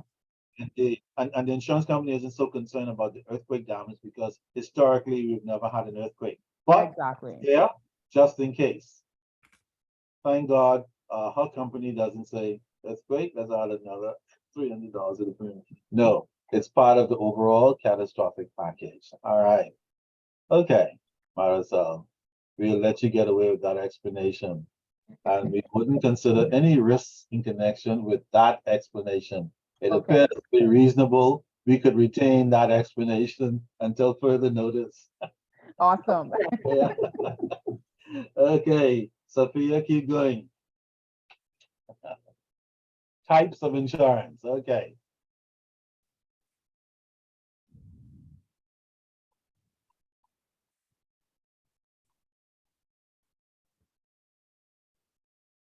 Sophia? Sorry, I was reading on mute. Sorry. Any risk that can be quantified probably has a type of insurance to protect it. Consider the following insurance types. Automobile insurance, also known as auto insurance, car insurance, and in the UK as motor insurance, is probably the most common form of insurance that may cover both legal liability claims against the driver and loss of or damage to the vehicle itself. Boiler insurance, also known as boiler and machinery insurance or equipment breakdown insurance. There you go. Casualty insurance insures against accidents, not necessarily tied to any specific property. Before Sophia goes on, you will note that I have all these different types of insurance here down the stretch because we spent our lives the last couple of weeks talking about all kinds of risk imaginable. And many of these you are already familiar with, and there might be some you're not familiar with. There might be some you don't need to be familiar with, but there might be some that even though it doesn't affect you, might affect somebody you know, something somewhere else, whatever the case might be. So knowledge of it is also a risk mitigator, even if it doesn't necessarily directly affect you today. All right, keep going, Sophia. Credit insurance pays some or all of a loan back when certain things happen to the borrower, such as unemployment, disability, or death. Do we have anybody from a local bank in the group today? No. No, All I the, don't think so. yeah, all the retail bankers have, I don't know, it must be the word, retail banking. But yeah, quite a few of the retail banks in the Bahamas, Commonwealth Bank, Scotia Bank, and maybe one or two others. If you go for a loan or you have a credit card, built into the cost of that loan, a credit card or both, would be a loan insurance, or what we call a credit insurance, so that with your loan or your credit card, such that if you unfortunately lose your job, but not necessarily your job per se for us, if you die, unfortunately, then the insurance will pay off the loan balance or the credit card balance. Okay, God forbid. That's the only time you get to benefit from that. But of course, you wouldn't be the beneficiary. Your beneficiary will be, you won't be the beneficiary. You'll be somewhere else. But your beneficiaries will be the beneficiary because they do not have to deal with that aspect of the deal. All right, keep going. Financial loss insurance protects individuals and companies against various financial risks. For example, a business might purchase cover to protect it from loss of sales if a fire in a factory prevented it from carrying out its business for a time. And insurance might also cover failure of a creditor to pay money it owes to the insured. Fidelity bonds and surety bonds are included in this category. Health insurance covers medical bills incurred because of sickness or accidents. Yes. Liability insurance covers legal claims against the insured. For example, a homeowner's insurance policy provides the insured with protection in the event of a claim brought by someone who slips and falls on the property and brings a lawsuit for her injuries. Similarly, a doctor may purchase liability insurance to cover any legal claims against him if his negligence, carelessness in treating a patient caused the patient injury and or monetary harm. The protection offered by a liability insurance policy is twofold: a legal defense in the event of a lawsuit commenced against the policyholder, plus indemnification payment on behalf of the insured with respect to a settlement or court verdict.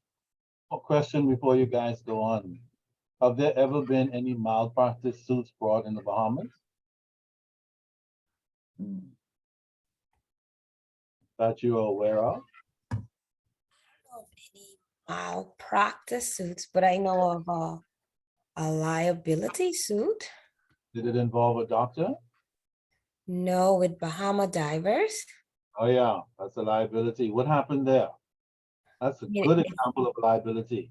It's so sad what happened, but I think in the early 2000s, one of their customers would have died during the dive, Right. even though he was a professional. And then eventually, years later, his wife took Bahama Divers to court in the US. And I think it's because for some reason, the parent company of Bahama Divers just happened to be registered in the US.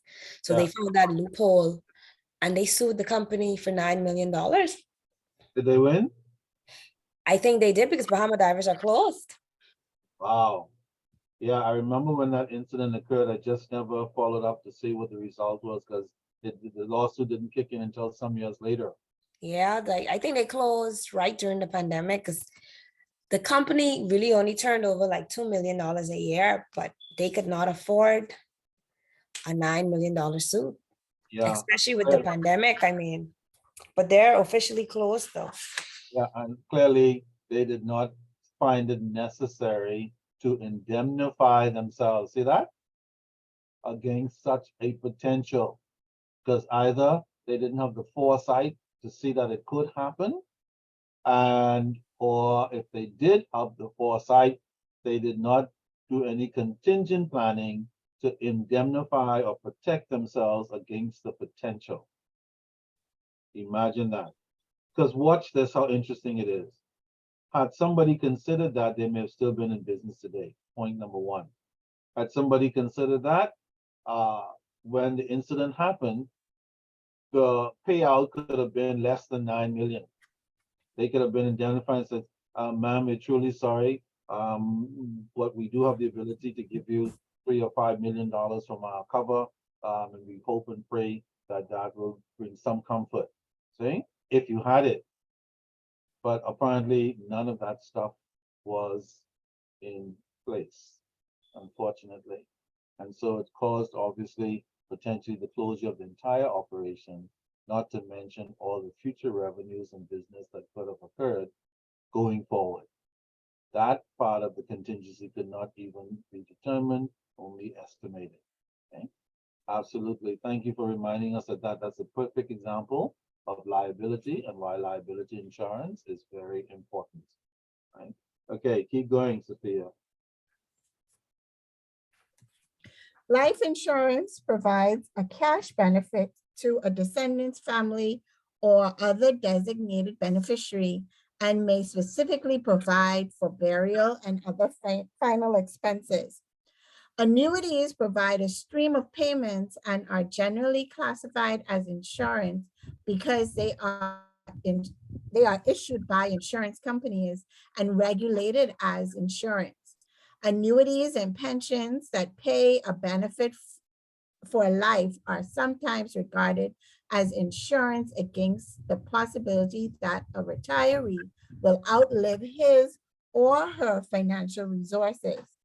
In that sense, they are the complement of life insurance. Let me ask you something before she goes on. Is national insurance an annuity payment? Based on her description. Yes, but I don't know for how long. You get national insurance until you die. Whatever your national insurance payment is, once you start collecting national insurance, that is the amount you collect until you die. Okay? Yeah, a lot of people don't know that. Okay? For example, when you turn 80, they don't say, well, old people don't need anything, just let him or her starve to death, they don't need it. They don't say that. You keep getting it until you finally pass on. All right? So it is a form of annuity. We call it a pension plan, but it's also a form of annuity, which is what many pension plans are, annuities. Okay, all right, keep going. Permanent disability insurance provides benefits when a person is permanently disabled and can no longer work in their profession, often taken as an adjunct to life insurance. Yeah, it's a pity life insurance. Well, the problem with disability insurance is you may never become disabled, but that's the same with any kind of insurance. Nothing may ever happen. Yeah. Okay, except life insurance. If you keep it long enough, you will eventually pass on. But certainly all the other issues, it may never happen, but then you don't know. And that is the reason why insurance was created in the first place. Okay. All right, keep going. Marine insurance covers the loss or damage of goods at sea. Marine insurance typically compensates the owner of merchandise for losses sustained from fire, shipwreck, etc., but excludes losses that can be recovered from the carrier. Environmental liability insurance protects the insured from bodily injury, property damage, and cleanup costs as a result of the dispersal, release, or escape of a pollutant. My. Political risk insurance can be taken out by businesses with operations in countries in which there is a risk that revolution or other political conditions will result in a loss. Professional indemnity insurance is normally a mandatory requirement for professional practitioners, such as architects, lawyers, doctors, and accountants. Provides insurance cover against potential negligence claims. Non-licensed professionals may also purchase malpractice insurance to provide insurance cover against potential negligent claims. Non-licensed professionals may also purchase malpractice insurance. It is commonly called errors and omissions insurance and covers a service provider for claims made against them that arise out of the performance of specified professional services. For instance, a website designer can obtain E&O insurance to cover him from certain claims made by third parties that arise out of negligent performance of website development services. Imagine who would think that you can be sued for somebody who's not satisfied with developing a website, but you can. Okay, for sure. Keep going. Property insurance provides protection against risks to property such as fire, theft, or weather damage. It includes specialized forms of insurance such as fire insurance, flood insurance, earthquake insurance, home insurance, inland marine insurance, or boiler insurance. Title insurance provides a guarantee that title to real property is vested in the purchaser and or mortgagee, free and clear of liens and encumbrances. It is done at the time of a real estate transaction. Hmm. Travel insurance is an insurance cover taken by those who travel abroad, which covers certain losses such as medical expenses, loss of personal belongings, travel delay, personal liabilities, etc. Work compensation insurance replaces all or part of a worker's wages, loss, and accompanying medical expense occurred during a job-related injury. Note, a single policy may cover risk in one or more of the above categories. For example, car insurance would typically cover both property risk, covering the risk of theft or damage to the car, and liability risk, covering legal claims from say, causing an accident. Thank you so much, Sophia. You made this whole boring discussion of insurance cover so interesting. But not only is it interesting, but it is critical to know. It is critical for any one of us and anyone to understand all the kinds of cover that is out there. And if you're an organization, you need to know which of these things relate to your organization, in determining how to mitigate and manage your risk.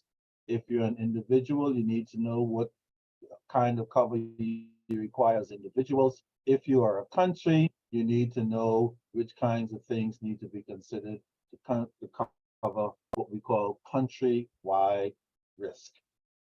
Okay, and so that brings us finally to the end of a whole plethora of risk issues and mitigation issues and all the kinds of insurances that we could think about in order to help us to manage or defer or reduce risk. Speaking about risk insurance, to understand that once upon a time back in the day, even Tina Turner had insured her legs. Anybody heard that?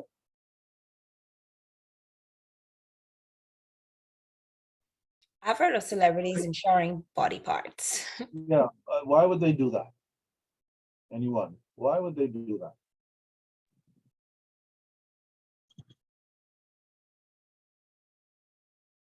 That's basically their money maker, like what's her name? Oh Lord, lady with shorter hips. Oh yeah, well, yeah. What's the So- name? The rapper? No, the singer. Oh Lord, J-Lo, J-Lo, I No, think. not J-Lo. The oh Lord, see, is it Sierra? Not Sierra. Sierra. What's her name? Lord, I can't even get it right now. She's not a rapper? No, she's a singer. You mean she She's sings she's No. not American. She's Latina, I think. a Latina? Ah, Shakira. Shakira, yeah. Shakira, yeah, she insured her hips because that's how she makes some money. I mean, she can sing, but everybody knows, or at all her performances, she does the hip dance. Yeah. And so what do you if think insurance covers? If she was to break her hip or anything like that, all of the money that she would normally make from all of her performances, that's what that would cover. Wow, it's not amazing? Yeah, any hip damage whatsoever. My. Truly amazing. Truly amazing. But yeah, it only proves that we can get insurance cover for practically anything in the world that we can think of. As long as we have the ability to pay the premium, we can pretty much get cover for anything possible. Okay. And so at the end of discussions, I have a risk spectrum, one from showing the global risks and showing the organizational risks. And I think if we're really looking at these two types of risk closely, we've pretty much covered most of these things, certainly all of the organizational risks. From a global perspective, we did mention the political problems and the wars and the stuff that come out of it that fragments and mess up everything. Everybody's talking about climate change. The weather changes 3 percentage points. The Bahamas will go under and we'll all drown. That's the new discussion along with the rest of the world. Aging, how about that? Aging has become a global risk. Overpopulation has become a global risk, they say. Threats from religious fundamentalism. The guys, I guess the Muslims who have the women covering their face still, they can't go to school, stay home, you can't talk to another man in public or at all, whatever nonsense they're going on this in that part of the world. And we all know about the pandemic and pandemics to come, they say, and pandemics of the past. So what can I say? We live in a world of risk in our organizations and in our countries and in the world. There's no way around it. We're stuck with it, God forbid. Okay? We just have to find ways to mitigate, reduce, and manage. That's all we can do. The rest is pretty much out of our control. All right, fantastic. One final thing before we break. You guys have been amazing these last sessions, and I hope that you leave with some important aspects of risk and you don't take too much for granted going forward, even if we were before, whether it's on an organizational level or whether you're contemplating it countrywide or personally or even globally. They're all interconnected and interrelated, and we are all affected. All men, women, and children. There's no escape from the madness. All right. So let's take a few moments then and talk about the case. Let's see. I just want some feedback on your thoughts with regards to the case situation, and then we will be done. So let's look at some of the questions I will ask in this case. For example, number one, what other information, confirmations, if any, would you require given the nature of this case? Anyone? Just throw out your thoughts.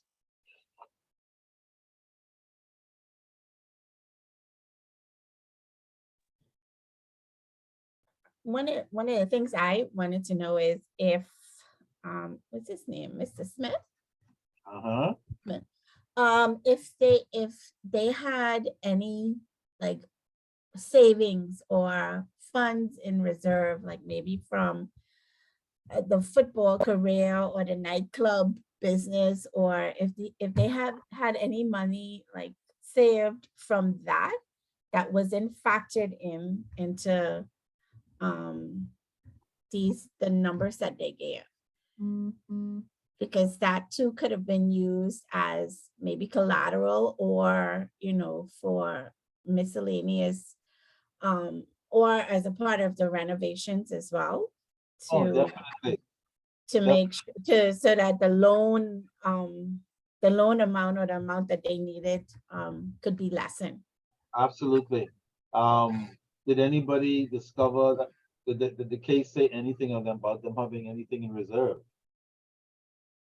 I don't recall I didn't see any. about having anything in reserve, but that is definitely a factor. Okay. And if they didn't have anything in reserve, why not? Like, what did they do with all the money? Okay. Not that all the money could not have been spent on blah, blah, blah. Running a motel is no child's play. It's a big responsibility and it's very cash intensive as well, one way or the other. But it does raise the question, if there's no reserve, then why not? If there were reserves or cash available, some of that could have been used to assist with the renovations or to reduce the amount loaned by injecting it into the loan itself. And by reducing the amount being borrowed, you reduce your monthly payments as well. So it puts less strain on your cash flow. Right? So yeah, we can say pretty definitively the risk that exists by the owners not being able to inject any resources of their own are the ones just mentioned. Okay? And right away, we see the risk implications of just not having some of your own resources available to put into the deal or to assist with the deal. All right, good stuff. Any other thoughts?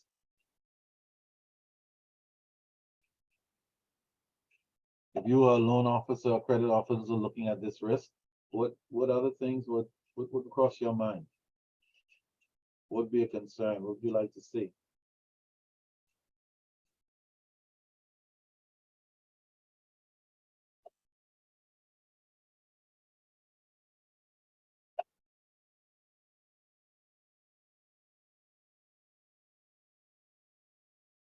I know. It's a little more involved than a lot of people think, trying to come up with what is relevant to look at the risk concerning this particular kind of project. But this is something that commercial credit people do all the time, who do business loans. Uh, and if you're not like a commercial credit person, it's hard to see the risk associated with it. And the idea is to show that every aspect of business has its associated risks. Some of you, let's say if you're dealing with investments and stock market and securities and all that kind of stuff, it has its associated risks. If you're dealing with issuing other kinds of insurance, like life insurance, house, fire, and all that kind of stuff, it has different kinds of risk associated with it. That's kind of the nature of risk. Okay.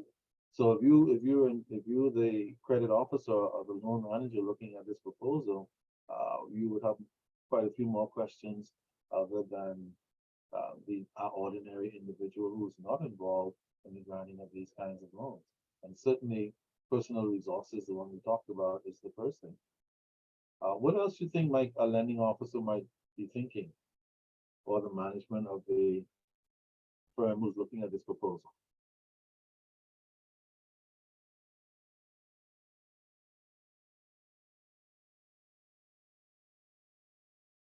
What about some of the statistics and numbers, estimates? Did any of them come from a licensed accountant or an accountant?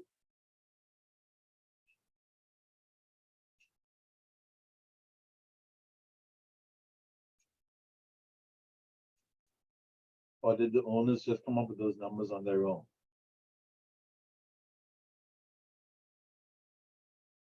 It's another question. When we're coming up with projections and estimates, etc., it's important to understand the source from which that information came and upon which basis they were determined.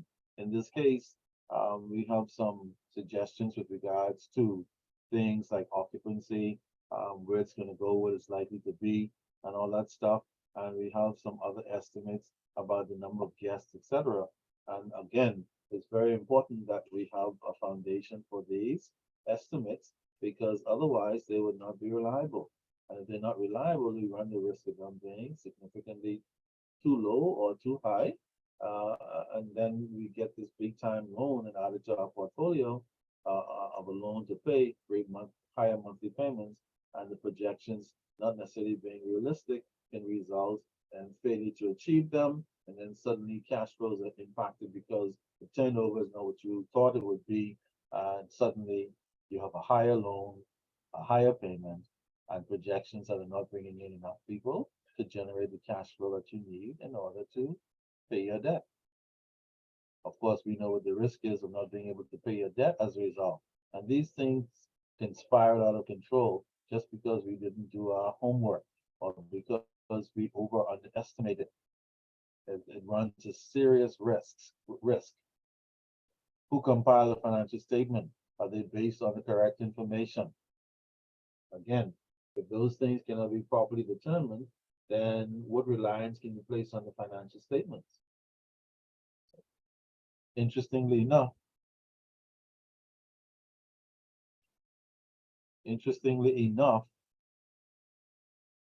SVB, everybody knows what I mean by SVB? Yes. Yeah, the Silicon Valley Bank that just when bottoms up, do you know that their auditing firm had just given them a clean bill of slate 10 days before they went under? Oh, wow. Yeah, KPMG no less. Wow. Now, I hope they have their indemnity insurance up to date. And they are standing by their audit. Yeah, they're standing by it. Says, well, we can answer to what caused the collapse. We conducted the audit and according to generally accepted auditing principles. They're gonna find out that the world, depending on who is going to be suing them, doesn't give a damn about their gap principles. They are gonna be concerned only with you just came out of that bloody place. You couldn't tell that the liquidity was 30% lower based on your examination and that there was a potential risk. You couldn't tell that because of the withdrawals and during that time that you were there, that something is wrong? Or did you know, but you colluded with management not to speak? You just collected your multi-million-dollar stinky audit fee and left, knowing full well, is that possible? Well, that's the question that's being asked. I know too that it brings, I guess, reputational risk as well. No question. Because, you know, is it KPMG KPMG, one of the big four. is a big accounting and audit firm. So Hey, I think that poses a lot of reputational risk for trust them. me, it will. I wouldn't be surprised if they face quite a number of lawsuits. I won't be surprised if they're gonna get some questions from the government regulator, PCAOB, that oversees the work of auditors, to try to prevent, because we've had quite a number of companies going under immediately following their audits. And people are thinking, if you just left there 10 days ago, a month ago, 3 months ago, what the hell? You didn't see anything? You didn't smell a rat, Mr. Big Four? You didn't smell a rat? So that's the question, yes. So I hope the Big Four has a big time insurance cover up to date, because it will not surprise me if they face fines from the government and or a number of lawsuits from the public or some institutional investors. Okay. All right. The other part of the question, prepare a SWOT analysis. What does SWOT mean again?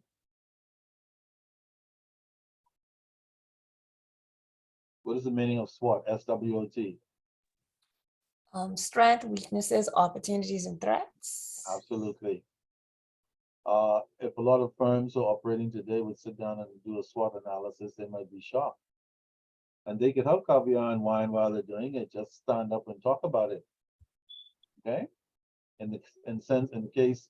Because a SWOT analysis will show you the risk that you are facing potentially within your firm. That's the whole idea of the SWOT analysis. And once you identify the risk, see, we talked about that earlier many times, then you can take steps to mitigate it. And Sophia just mentioned 1 million types of insurance that you can find. You just pick up the one that's relevant to what you need to mitigate and reduce your risk. So in the case of Smith Motel, what were their strengths, if any?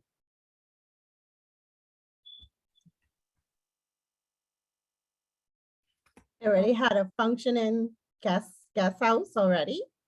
Yeah, they already had a motel. So they have the experience in hotel Yes. management. Absolutely. They have experience and knowledge about hotel, motel management. That is definitely a strength, as opposed to somebody just getting into it and building a motel and trying to figure it out. All right, for sure. Any other strengths you can think about for the Smiths? They have a brand. They have a brand. Yeah, people knew them as a reputable motel, it appears. Do they already have existing credit with the bank? If I'm not mistaken, they went into borrowed. Yes, they did. Yeah, that's a strength. Because now they're not starting from scratch trying to qualify for a loan. The bank has experience with them. And if they've been paying their loan on the time, chances are the bank might consider them if they can satisfy them or that all the estimates and other things are reasonable. And that they will have the ability to pay the additional increased payment. That's a strength, for sure. Any other strengths that you may have recognized, the Smith Motel? Those are two key areas, by the way. Industry experience and credit. A lot of entities can't get up to snuff because they don't have industry experience and credit. Any other strengths you can think about? The uniqueness of a small hotel, I don't know. Yeah, why not? Uniqueness of the business that they're in. There aren't a bunch of motels that appear. Nobody said anything about there are 7 other motels in the area. There might be hotels in 1 or 2 other places, but there was nothing to suggest that there was a threat to their continued business. They've been in business for a couple of years. So something must be working for them. Not only working for them, but working to the extent that they're now looking to do what? Expand? Yeah. Yeah. Okay, by all means. All right, what about weaknesses? Did you identify any weaknesses? A high setup cost. In terms of the additional borrowing, you mean? Yeah. Yeah, that is a weakness. They're going to increase their interest, their costs of doing business by all means, which means that they're gonna have to find the necessary cash flow and make sure that they can get it on a consistent basis so they can make those increased monthly payments. Okay, for sure. I have the seasonality of the tourism industry, because like No question about it. Absolutely. Seasonality. Are they going to be affected by seasons? Or are they the kind of motel when season is high, they do great, when season is low, they do not so great, but they still do. And because there are some other motels, when there's no season, there's nothing, they have to shut down. They go on holiday when the season closes. But there are other motels and entities where when season is high, they do great. When season is low, they don't do great, but they do some business. So yeah, that is definitely an issue. The seasonality of the tourist industry, for sure. That will impact their business, hence their income. And so they have to make sure if there's any seasonal impact, that weakness has to be mitigated by making sure that when things are good, like Joseph said in Egypt, when things are good, put some away. Same thing with them. That's a weakness, seasonality. So when things are good, make plans for the 6 months when things will be slow for loan payments and other important bills like utilities, etc., and put it aside. See? Mitigation against that weakness. And so when the 6 months of slow business, or maybe even no business, depending on what it is, you could still meet your loan payment and basic obligations. All right. What about opportunities? Any opportunities for Smith? Well, they want to expand, so that's an opportunity to increase business. That's certainly an opportunity. Yeah, that's what I have. Like, they have the opportunity to purchase the property next door. Yeah, and So- increase asset base and their business. Mhm. Absolutely, absolutely. All right, so that's definitely an opportunity. The fact that they have the potential to qualify for a loan to get that additional asset is a big deal. Big deal in the sense that even if for some reason at some point in the future the motel business suffers for whatever reason, like people say, I'm not going to want stinky motels, and then they stop coming, you can still do what with the property? Can build something else on it. You still own it. Yeah, you could rent it. Rent it. True. Yeah, convert the motel into rental rooms Mm-hmm. or apartment houses or whatever the case might be. Or worst case scenario, Smith, Sell it. say it again. You can sell. They can sell it. Yeah, they could sell it and leave. What it looks like somewhere in the UK, and leave and come to like Sunshine, the Bahamas. Go to Daniel Key and give somebody a credit card. Oh wow. I'm just being facetious to remind you to be very careful. That's really the point.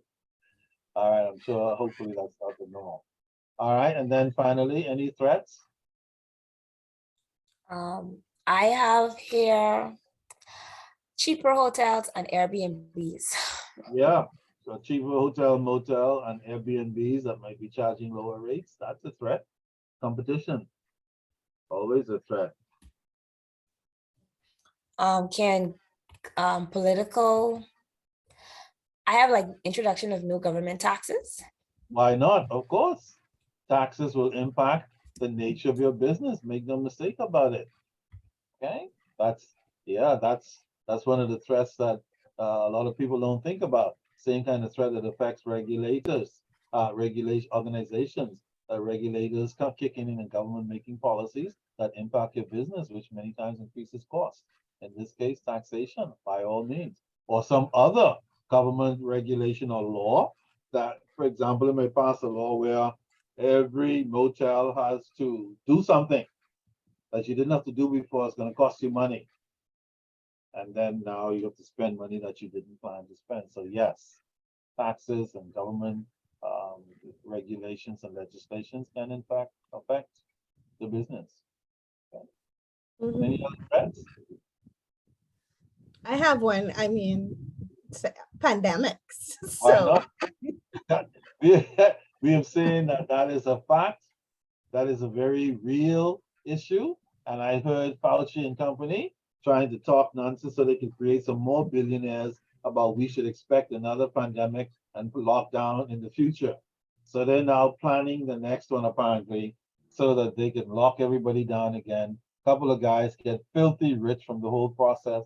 When I say guys, I mean guys and girls, whoever they are from the process. And then I guess they plan to make the pandemic a seasonal business. I hope not. But yes, in a pure sense, notwithstanding any manipulation, all that crazy stuff, pandemics and such are a real threat to business. As we have seen during the pandemic around the world, many businesses have closed their doors, never to return. Okay, unfortunately. But yes, that is a very real threat to any kind of business, especially small and medium-sized businesses, particularly businesses in the tourist industry for sure. All right, good stuff. Any other threats anybody recognize?